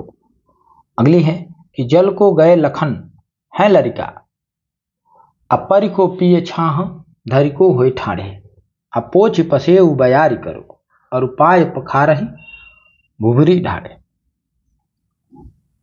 वे ही वीर और भयानक के प्रसंग में ऐसी शब्दावली का व्यवहार करते हैं। प्रबल प्रचंड बरिबंड बाहुदंड वीर, धाय जातु धान हनुमान लियो घेर के, महाबल पुंज कुंजरारी कियो कयो, गर्जी भट जहां तहां पटके लंगूर, फेरी फेरी के मारे लात तोरे गात, भागे जात हाहा खात, कहे तुलसी राखी राम की सौ टेरी के, ठहर ठहर परे कहरी कहरी उठे, हहरि हहरि हर सिद्ध हसे हरि के, बाला देवी साल विकराल ज्वाल, लाल मानो लंक लिलिबय को काल रसना पसारी है, केंधे बेम बिथिक भरे भूरी धूम केतु, बीर रस बीर तरवरी सी उधारी है। ये पंक्तियां जो है आपको ध्यान देना है, तुलसीदास की हैं, ठीक है, कवितावली की पंक्तियां हैं। आगे हम बढ़ते हैं चौथा में, नीति के उपदेश की भक्ति पद्धति पर बहुत से दोहे रामचरितमानस और दोहावली में मिलेंगे, जिनमें बड़ी मार्मिकता और कहीं बड़ी रचना कौशल के व्यवहार की बातें कही गई हैं, भक्ति प्रेम की मर्यादा दिखाई गई हैं। पंक्ति है कि रीति अपनी बूझ पर खीज विचार विहीन, ते उपदेश न मानहि मोह मोदी मीन, लोगन भलो मानो जो भलो होन की आस, करत गगन को गेंदुआ सो सठ तुलसी दास, की तो ही लागे राम प्रिय, की तू राम प्रिय होई, अदोई मह रुचि जो सुगम, सोई की बे तुलसी तोई। तो ये पंक्ति भी तुलसीदास की है। इस प्रकार आपको जो है पंक्तियों पर फोकस करना है, पंक्तियां पूछी जाती हैं। आगे देखेंगे, कह रहे हैं कि जिस प्रकार चौपाई दोहों के क्रम में जायसी अपना पद्मावत नाम का एक प्रबंध काव्य लिखा, उसी क्रम में गोस्वामी जी ने अपनी एक प्रसिद्ध रामचरितमानस, जो लोगों के हृदय का हार बनता चला आता रहा है, ये पॉइंट आपको हाईलाइट करना है। यानी पद्मावत भी प्रबंध काव्य है, देखिए लिखा है पद्मावत नाम का प्रबंध काव्य लिखा, उसी प्रकार तुलसीदास जी ने भी एक प्रबंध काव्य रचा जो लोगों के हृदय का हार बनता चला आता है। कह रहे भाषा वही अवधि है, केवल पद विन्यास का भेद है। गोस्वामी जी शास्त्र प्रांगत विद्वान थे, अतः उनकी शब्द योजना साहित्यिक और संस्कृत गर्भित है, और जायसी में केवल ठेठ अवधि का माधुर्य है, ये चीज को ध्यान देना है। पर गोस्वामी जी की रचना में संस्कृत की कोमल पदावली का भी बहुत ही मनोहर मिश्रण है। नीचे दिए हुए कुछ चौपाई में दोनों की भाषा का भेद स्पष्ट देखा जा सकता है। जो हाईलाइट की हुई इसको आपको देखना है, ठीक है। जो भी यहाँ पे हाईलाइट ऊपर ग्रीन कलर से जो दिखाई दे रहा है, ये कथन पूछे गए हैं बहुत बार और बार बार बनते हैं। अब देखिए, एक जायसी की पंक्ति और एक तुलसी की पंक्ति यहाँ पे प्रस्तुत किया जा रहा है। जब हूँ तो कहेगा पंखी सनेश, सुने की आवा है परदेसी, तब हूँ तो तुम बिन रहे न जीव, चातक भयु कहो प्यू प्यू, भयो बिरह जली कोयलिकारी, डार डार जो कू की पुकारी। ये जो है जायसी की है। और तुलसीदास की अमीय मुरिमय चूरन चारू, देखिए अमीय यानी थोड़ा सा शब्द जो है उन्होंने संस्कृत गर्भित ले रहे हैं और साहित्यिक ले रहे हैं, और जबकि जायसी जो है ठेठ शब्दों का यूज ज्यादा कर रहे हैं। कह रहे हैं अमीय मुरिमय चूरन चारू, सुमन सकल भवरुज परिवारु, सुकृत शब्दों को देखिए, शंभु तनु विमल विभूति, मंजुल मंगल मोद प्रसूति, जनमन मंजु मुकुल मलहारनी, किए तिलक गुण गण बस करनी। ये है तुलसीदास की रामचरितमानस, ठीक है। तो ये रामचरितमानस से पंक्ति है तुलसीदास की, और वो जायसी की पद्मावती। कुल मिला के सारांश क्या है, शुक्ल जी कहते हैं कि सारांश यह है कि हिंदी काव्य की सब प्रकार की रचना शैली के ऊपर गोस्वामी जी ने अपना ऊंचा आसन प्रतिष्ठित किया है। यह उच्चता और किसी को प्राप्त नहीं है। ये पॉइंट हाईलाइट करेंगे, ठीक है।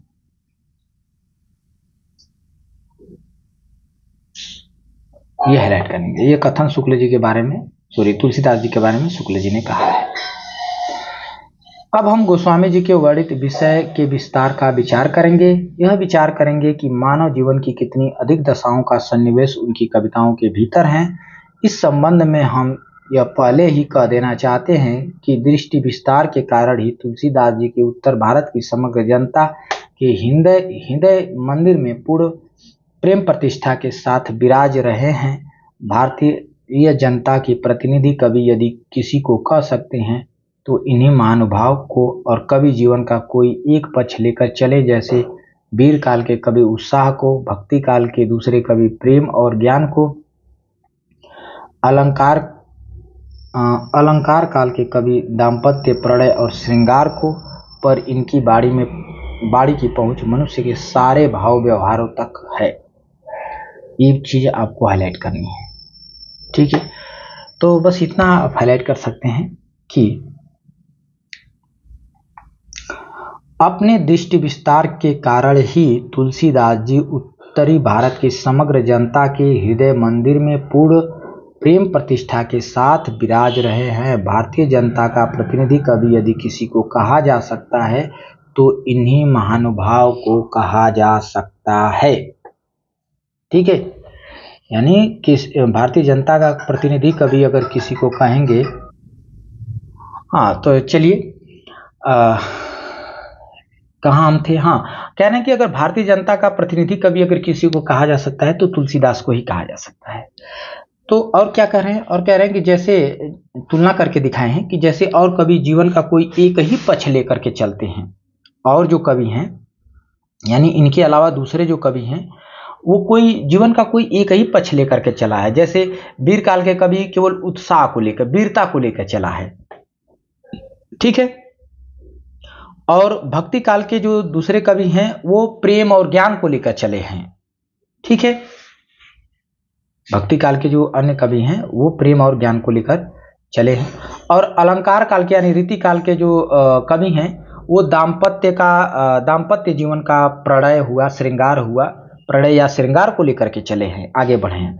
पर इनकी बाड़ी यानी शुक्ल जी की बाड़ी को अगर हम देखें तो इसमें जो है इनकी वाणी की पहुंच जो है मनुष्य के सारे भावों और व्यवहारों तक है, ठीक है। कोई एक पक्ष को नहीं ले गए, सब कुछ इन्होंने समेटा है। श्रृंगार को भी उठाया है, दाम्पत्य जीवन और भक्ति काल में जो प्रेम और ज्ञान जो है उसको भी उन्होंने अपने काव्य में समाहित किया है। वीर काल में जो उत्साह है दिखाई देता है, वीरता का भाव, उसको भी उन्होंने एक्सेप्ट किया है अपनी कविता में। यानी सारे मनुष्य के सारे भावों को, ठीक है, इन्होंने अपने वाणी से व्यक्त किया है। कह रहे हैं एक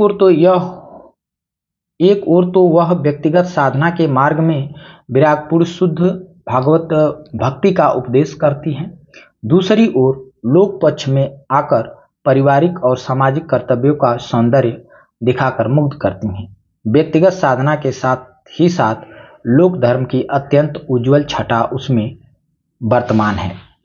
पहले कहा जा चुका है कि निर्गुण धारा के संतों की वाणी में किस प्रकार लोक धर्म की अवहेलना छिपी हुई थी। सगुण धारा की भारतीय पद्धति के भक्तों में कबीर दादू आदि के लोक धर्म विरोधी स्वरूप को यदि किसी ने पहचाना तो गोस्वामी जी ने। उन्होंने देखा कि उनके वचनों में जनता की चित्तवृत्ति में ऐसी घोर विकार की आशंका है जिससे समाज विशृंखल हो जाएगा, उसकी मर्यादा नष्ट हो जाएगी। जिस समाज में ज्ञान संपन्न शास्त्रज्ञ विद्वान और अन्याय अत्याचार के दमन में तत्पर वीरों, पारिवारिक कर्तव्यों का पालन करने वाले उच्चाशय व्यक्तियों, पतिपरायण सतियों, पितृभक्ति के कारण प्रजा का पुत्रवत पालन करने वाले शासकों आदि के प्रति श्रद्धा और प्रेम का भाव उठ जाएगा, उसका कल्याण कदापि नहीं हो सकता। गोस्वामी जी को निर्गुण पंथियों की वाणी में लोक धर्म की उपेक्षा का भाव स्पष्ट दिखाई पड़ा। कह रहे हैं कि गोस्वामी जी की निर्गुण पंथियों की वाणी में लोक धर्म की उपेक्षा का भाव स्पष्ट दिखाई पड़ा। साथ ही उन्होंने यह भी देखा कि बहुत से अनाधिकारी अशिक्षित वेदांत के कुछ चलन शब्दों को लेकर बिना उनका तात्पर्य समझे यूं ही ज्ञानी बने हुए मूर्ख जनता को लौकिक कर्तव्य से विचलित करना चाहते हैं और मूर्खता मिश्रित अहंकार की वृद्धि कर रहे हैं। इसी दशा को लक्ष्य करके उन्होंने इस प्रकार के वचन कहे हैं। पंक्ति आपको ध्यान रखना है।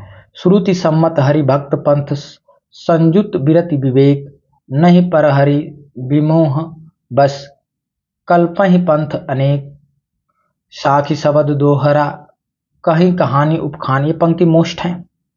भगति निरूपहि भगत कली, निंद ही वेद पुराण और बाद ही शूद्र द्विजन सन, हम तुमते कछु घाट, जान ही ब्रह्म जो सो विप्रवर, आँख देखा वही डांट। ये पंक्ति मोस्ट है। ये यहाँ से जो है कोई भी पंक्ति यहाँ से पूछी जा सकती है, बहुत मोस्ट है, क्योंकि यहाँ कंफ्यूज करती है निर्गुण से और सगुण से। ठीक है, तो इसको आपको ध्यान रखना है। कह रहे इसी प्रकार योग मार्ग से भक्ति मार्ग का पार्थक्य गोस्वामी जी ने बहुत स्पष्ट शब्दों में बताया है। योग मार्ग ईश्वर को अंतस्थ मानकर अनेक प्रकार की अंत साधनाओं में प्रवृत्त करता है। सगुण भक्ति मार्गीय ईश्वर को भीतर और बाहर सर्वत्र मानकर उनकी कथा का दर्शन खुले हुए व्यक्त जगत के बीच करता है। वह ईश्वर को केवल मनुष्य की क्षुद्र घट के भीतर ही नहीं मानता।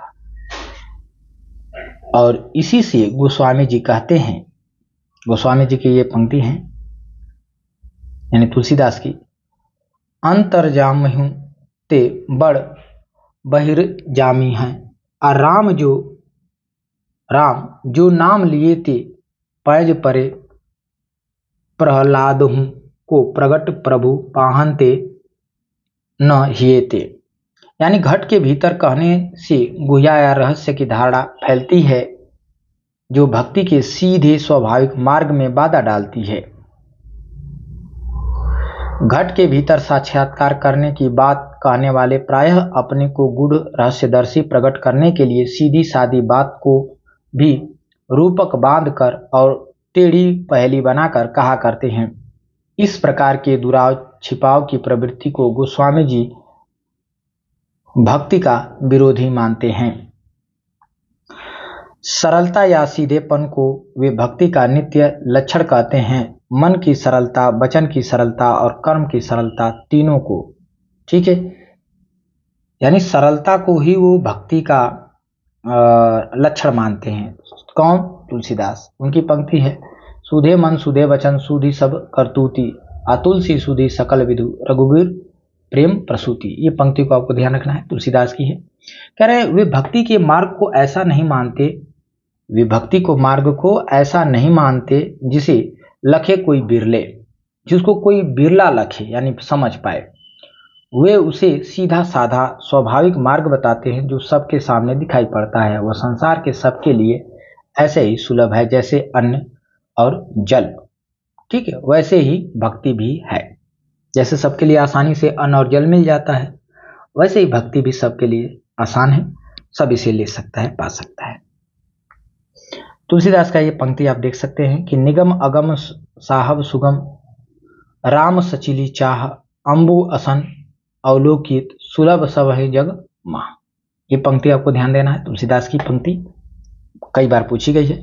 अभिप्राय यह है कि जिस हृदय से भक्ति की जाती है वह सबके पास है, और हृदय की जिस पद्धति से भक्ति की जाती है वह भी वही है, वो भी सबके पास है।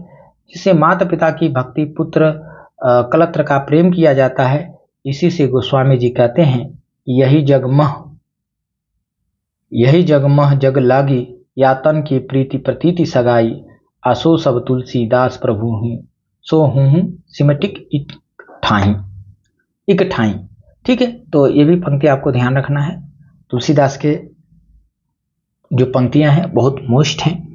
आगे देखें कि नाथपंथी रमते जोगियों के प्रभाव से जनता अंधी भीड़ बनी हुई तरह तरह की कर्मातों को साधुता का चिन्ह मानने लगी थी, और ईश्वरोन्मुख साधना को कुछ बिरले रसदर्शी लोगों का ही काम समझने लगी थी। ये भी पॉइंट आप हाईलाइट कर लेंगे। ठीक है, आगे देखते हैं।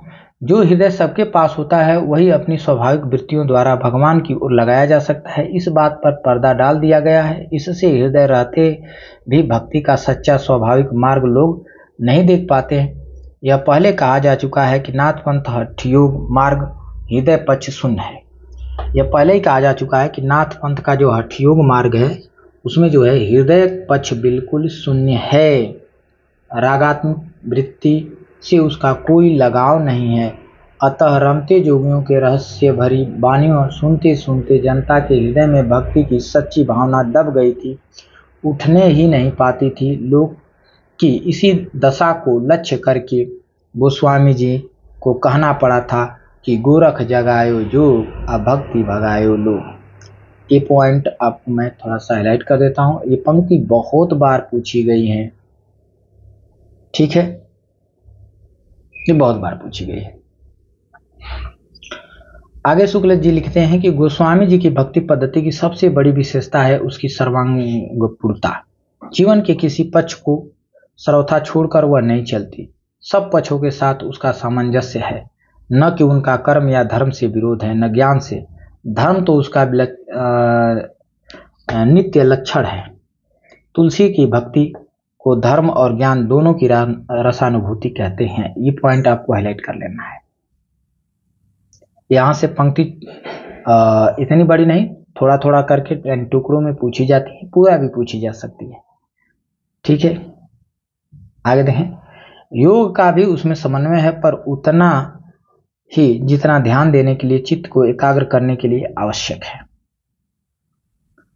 कह रहे हैं कि प्राचीन भारतीय भक्ति मार्ग के भीतर भी उन्होंने बहुत सी बढ़ती हुई बुराइयों को रोकने का प्रयत्न किया। शैव और वैष्णव के बीच बढ़ते हुए जो विद्वेष की भावना है उनको उन्होंने अपने सामंजस्य व्यवस्था के द्वारा बहुत कुछ रोका, जिसके कारण उत्तरी भारत में वह जैसा भयंकर रूप न धारण कर सका जैसा उसने दक्षिण में किया। यहीं तक नहीं, जिस प्रकार उन्होंने लोक धर्म और भक्ति साधना को एक सम्मिलित करके दिखाया, उसी प्रकार कर्म ज्ञान और उपासना के बीच भी सामंजस्य उपस्थित किया। मानस के बाल कांड में संत समाज का जो लंबा रूपक है वह इस बात को स्पष्ट रूप से सामने लाता है। भक्ति की चरम सीमा पर पहुंचकर भी लोक पक्ष उन्होंने नहीं छोड़ा।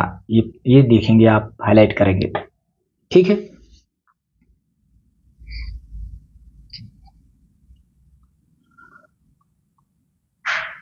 यहां देखेंगे, भक्ति की चरम सीमा पर पहुंचकर भी लोक पक्ष उन्होंने नहीं छोड़ा।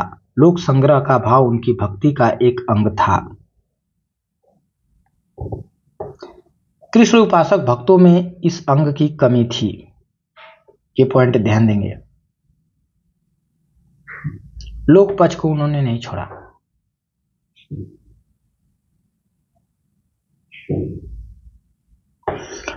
आगे देखें, उनके बीच उपास्य और उपासक के संबंध की ही अति गूढ़ व्यंजना हुई है।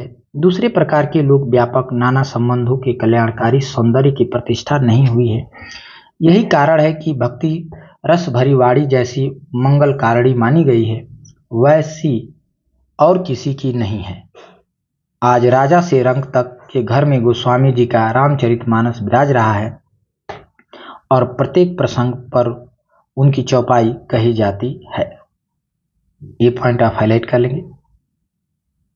आज राजा से रंग तक,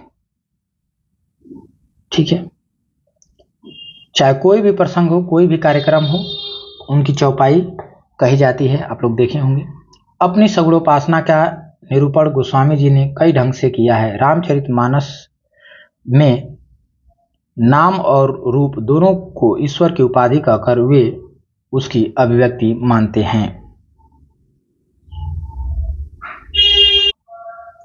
अब यहां देखेंगे, पंक्तियां हैं तुलसीदास की कि नाम रूप दुई इस उपाधि अकथ अनादि सुसामुझी साधि, नाम रूप गति अकथ कहानी समुझत सुखद न परति बखानी, अगुन सगुन बिच नाम सुसाखी, अभय प्रबोधक चतुर दुभाखी। दोहावली की जो बात करें, जो उनकी रचना है गीतावली, दोहावली, पदावली, कह रहे दोहावली में भक्ति की सुगमता बड़े ही मार्मिक ढंग से गोस्वामी जी ने इस दोहे में के द्वारा सूचित किया है। ये पंक्ति जो है उनकी दोहावली से है, इस चीज को आप ध्यान रखेंगे कि तो ही लागहि राम प्रिय कि तू राम प्रिय होई, आदुई मह रचे रुचे जो सुगम होई, किबे तुलसी तोई। ये जो है दोहावली से।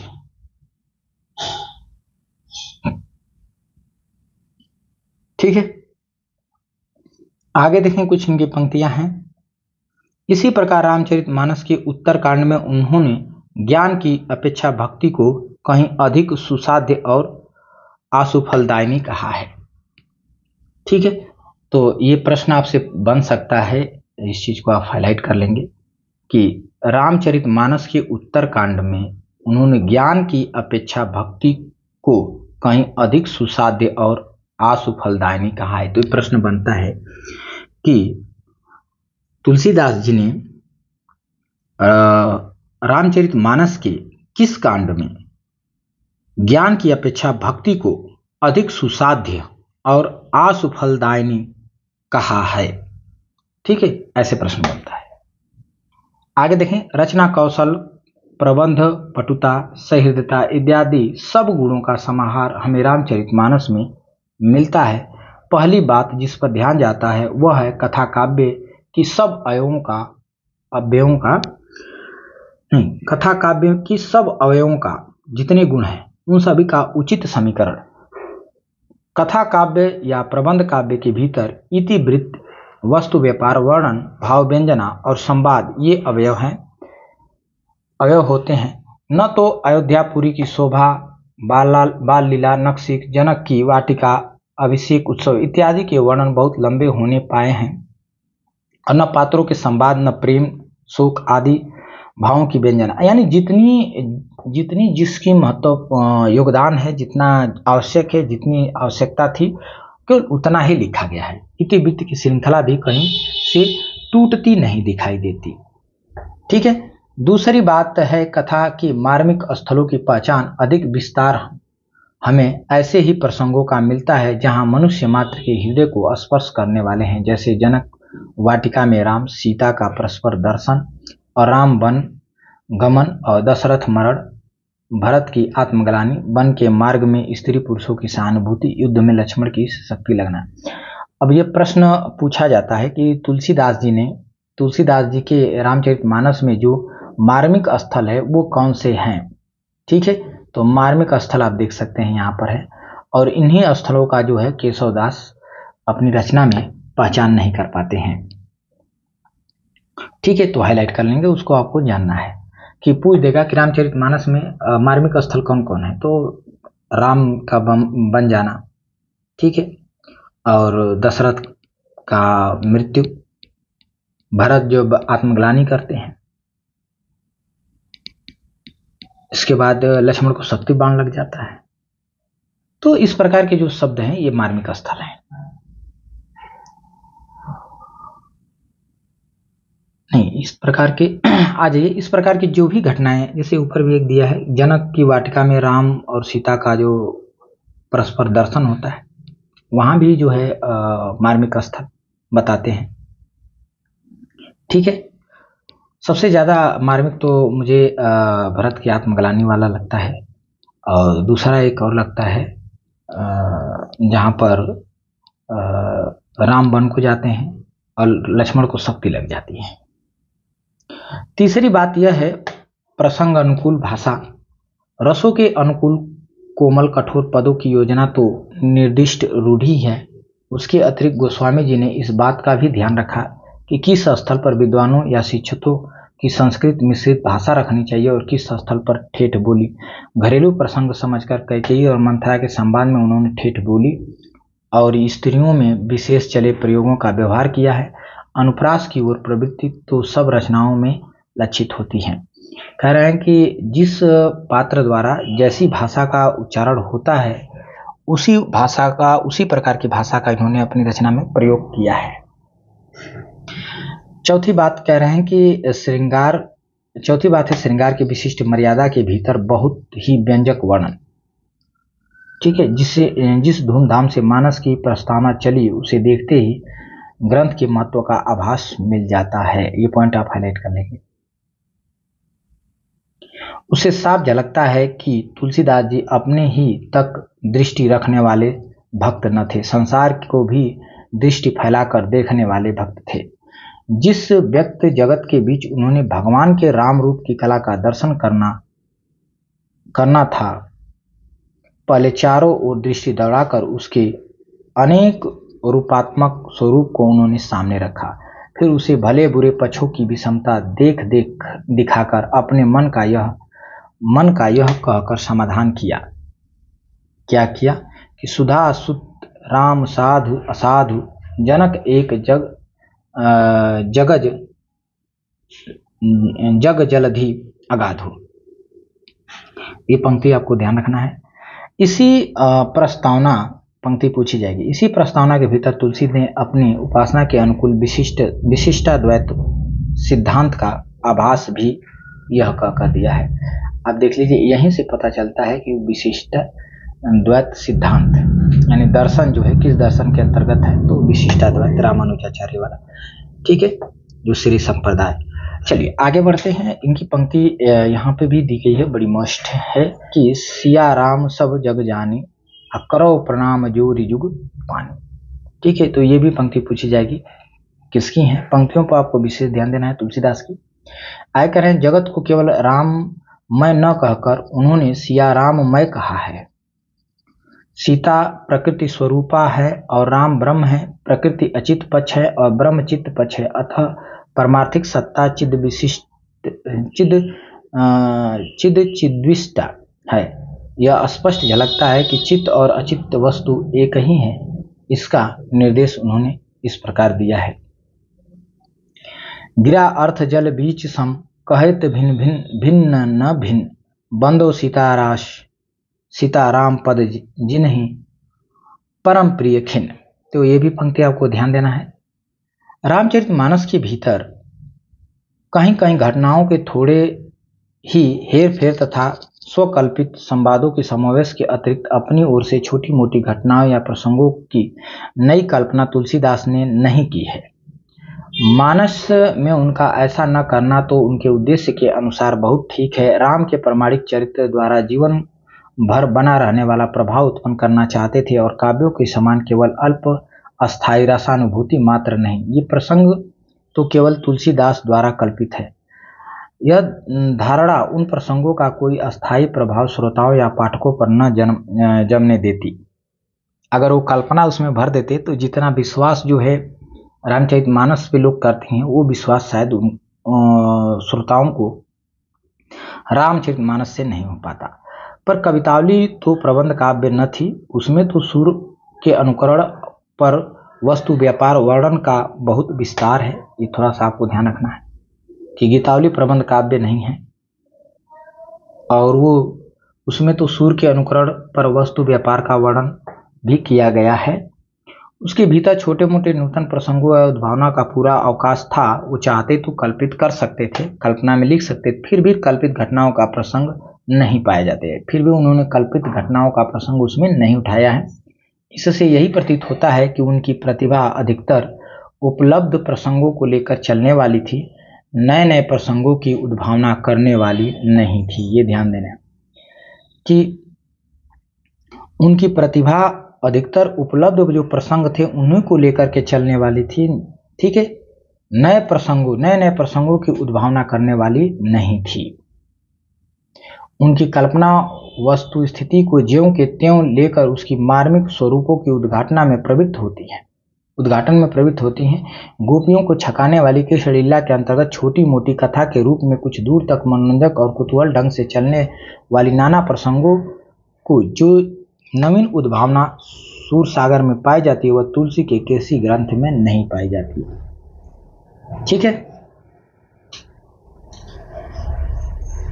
कह रहे हैं कि जो नवीन उद्भावना सूर सागर में पाई जाती है वह तुलसीदास के किसी ग्रंथ में नहीं मिलती। चीजें ध्यान देना है, शुक्ल जी ने कहा है। रामचरितमानस में तुलसी केवल कवि रूप में ही नहीं, उपदेशक के रूप में भी सामने आते हैं। उपदेश उन्होंने किसी न किसी पात्र के मुख से कराए हैं। इससे काव्य दृष्टि से यह कहा जा सकता है कि वे उपदेश पात्र के स्वभाव चित्रण के साधन रूप हैं। पर बात यह नहीं, वे उपदेश के लिए ही हैं। गोस्वामी जी के रचे 12 ग्रंथ प्रसिद्ध हैं, हाईलाइट कर लेंगे, जिनमें 5 बड़े और 7 छोटे हैं। ठीक है। फिर कह रहे हैं कि दोहावली, कवितावली, गीतावली, रामचरितमानस, विनय पत्रिका, ये सब 5 जो हैं ये बड़े ग्रंथ हैं। और राम लला अछूत, पार्वती मंगल, जानकी मंगल, बरवे रामायण और वैराग्य संदीपनी, कृष्ण गीतावली और रामाज्ञा प्रश्नावली, ये सब छोटे ग्रंथ हैं। पंडित राम गुलाम द्विवेदी ने जो प्रसिद्ध भक्त और रामायणी हो गए, इन्हीं 12 ग्रंथों को गोस्वामी कृत माना है। पर शिव सिंह सरोज में 10 और ग्रंथ गिनाए गए हैं। ध्यान देंगे, शिव सिंह सरोज को जब आप पढ़ेंगे उसमें 10 ग्रंथ और बताए गए हैं। जैसे नाम उन्होंने दिया है कि राम सतसई, संकट मोचन, हनुमान बाहुक, रामसलाका, छंदावली, छप्पय रामायण, कड़खा रामायण, रोला रामायण, झूलना रामायण और कुंडलिया रामायण, इस प्रकार के 10 और ग्रंथ तुलसीदास के बताए गए हैं। किसमें बताए गए हैं? शिव सिंह सरोज में। कह रहे हैं कि इनमें से कई तो मिलते ही नहीं हैं, कई रचनाएं हैं जो मिलती ही नहीं हैं। हनुमान बाहुक को पंडित राम गुलाम जी ने कवितावली के ही अंतर्गत लिया है। ठीक है, यानी हनुमान बाहुक को बताया जाता है कि कवितावली के ही अंतर्गत है। राम सतसई में 700 से कुछ अधिक दोहे हैं, जिनमें से 150 लगभग दोहावली के ही है। जो राम सतसई रचना शिव सिंह सरोज बताते हैं, कह रहे हैं शुक्ल जी कि उसमें तो 700 से कुछ अधिक दोहे वो तो दोहावली के ही है। यानी अधिकांश दोहे उसमें कुतूहलवर्धक चातुर्य लिए हुए हैं, क्लिष्ट है। यद्यपि दोहावली में भी कुछ दोहे इस ढंग के हैं, पर गोस्वामी जी ऐसे गंभीर हृदय और कला मर्मज्ञ महापुरुष के ऐसे पदों का इतना बड़ा ढेर लगाना समझ में नहीं आता, जो बाबा बेनी माधव दास के नाम पर प्रणीत चरित्र में भी राम सतसई का उल्लेख हुआ है। कह रहे हैं कुछ ग्रंथों के निर्माण के संबंध में जो जनश्रुति प्रसिद्ध है, उनका उल्लेख भी यहाँ आवश्यक है। कहते हैं कि बरवे रामायण गोस्वामी जी ने अपने अनेक स्नेही मित्र अब्दुल रहीम खनखाना के कहने पर उनकी बरवा यानी बरवे नायिका भेद को देखकर बनाया था। ये पॉइंट आपको याद रखना है। कृष्ण गीतावली के बारे में जो है अक्सर लोग कहते हैं कि कृष्ण गीतावली वृंदावन की यात्रा के अवसर पर बनी, पर बाबा बेनी माधव के गोस्वामी चरित्र के अनुसार राम गीतावली और कृष्ण गीतावली दोनों ग्रंथ चित्रकूट में उस समय के पीछे लिखे गए जब सूरदास जी उनसे मिलने वहां गए। यानी जब सूरदास जी उनसे मिले उसके बाद वो लिखे गए, ऐसा बताया गया है। आगे कह रहे हैं कि गोस्वामी जी के एक मित्र पंडित गंगाराम ज्योतिष काशी के प्रहलाद घाट पर रहते थे। रामाज्ञा प्रश्न उन्हीं के अनुरोध से बना माना जाता है। हनुमान बाहुक से प्रत्यक्ष है कि वह बाहों भुजाओं यानी बाहों के असहाय पीड़ा उठने के समय रचा गया था। विनय पत्रिका के बनने के कारण यह कहा जाता है कि गोस्वामी जी ने काशी में राम भक्ति की गहरी धूम मचाई। तब एक दिन कलिकाल तुलसीदास को प्रत्यक्ष आकर धमकाने लगा और उन्होंने राम के दरबार में रखने के लिए वह पत्रिका का अर्जी लिखी। ठीक है, तो इस प्रकार से हर रचनाओं के बारे में एक स्टोरी है कि वो इसके वजह से लिखे, इसके वजह से लिखे, इसके वजह से लिखे, तो वो भी आपको जानना है। आगे करें कि गोस्वामी जी के सर्वांगपूर्ण काव्य कुशलता का परिचय आरंभ में ही दिया जा चुका है। उनकी साहित्य मर्मिकता, भावुकता, गंभीरता के संबंध में इतना और जान लेना भी आवश्यक है कि उन्होंने रचना नैपुण्य का भद्दा प्रदर्शन कहीं न किया है। शब्द चमत्कार आदि के खिलवाड़ों में वे नहीं फंसे हैं। अलंकारों की योजना उन्होंने ऐसी मार्मिक ढंग से की है कि वे सर्वत्र भाव तथ्यों की व्यंजना को स्फुटित करते हुए पाए जाते हैं, अपनी अलग चमक दमक दिखाते हुए नहीं पाए जाते हैं। ठीक है, कहीं कहीं लंबे लंबे सांग रूपक बांधने में अवश्य उन्होंने एक भद्दी परंपरा का अनुसरण किया है। दोहावली के कुछ दोहों के अतिरिक्त सर्वत्र भाषा का प्रयोग उन्होंने भावों और विचारों को स्पष्ट रूप से रखने के लिए किया है, कारीगरी दिखाने के लिए नहीं। उनकी भाषा, उनकी सी भाषा की सफाई और किसी कवि में नहीं है। ये पॉइंट आपको हाईलाइट कर लेना है। ठीक है, यहां से लिखेंगे, यहां से आप थोड़ा सा हाईलाइट कर लेंगे। कह रहे हैं सूरदास में ऐसे वाक्य मिलते हैं जो विचारधारा आगे बढ़ाने में कुछ योग देते नहीं पाए जाते, केवल पादपुथ्यर्थ ही लाए हुए जान पड़ते हैं। इस प्रकार तुकांत के लिए शब्द भी तोड़े गए हैं, पर गोस्वामी तुलसीदास की काव्य रचना अत्यंत प्रौढ़ और सुव्यवस्थित है, एक भी शब्द फालतू नहीं है। खेद है कि भाषा की यह सफाई पीछे होने वाले बहुत कम कवियों में रह गई। ये पॉइंट भी आप हाईलाइट कर सकते हैं।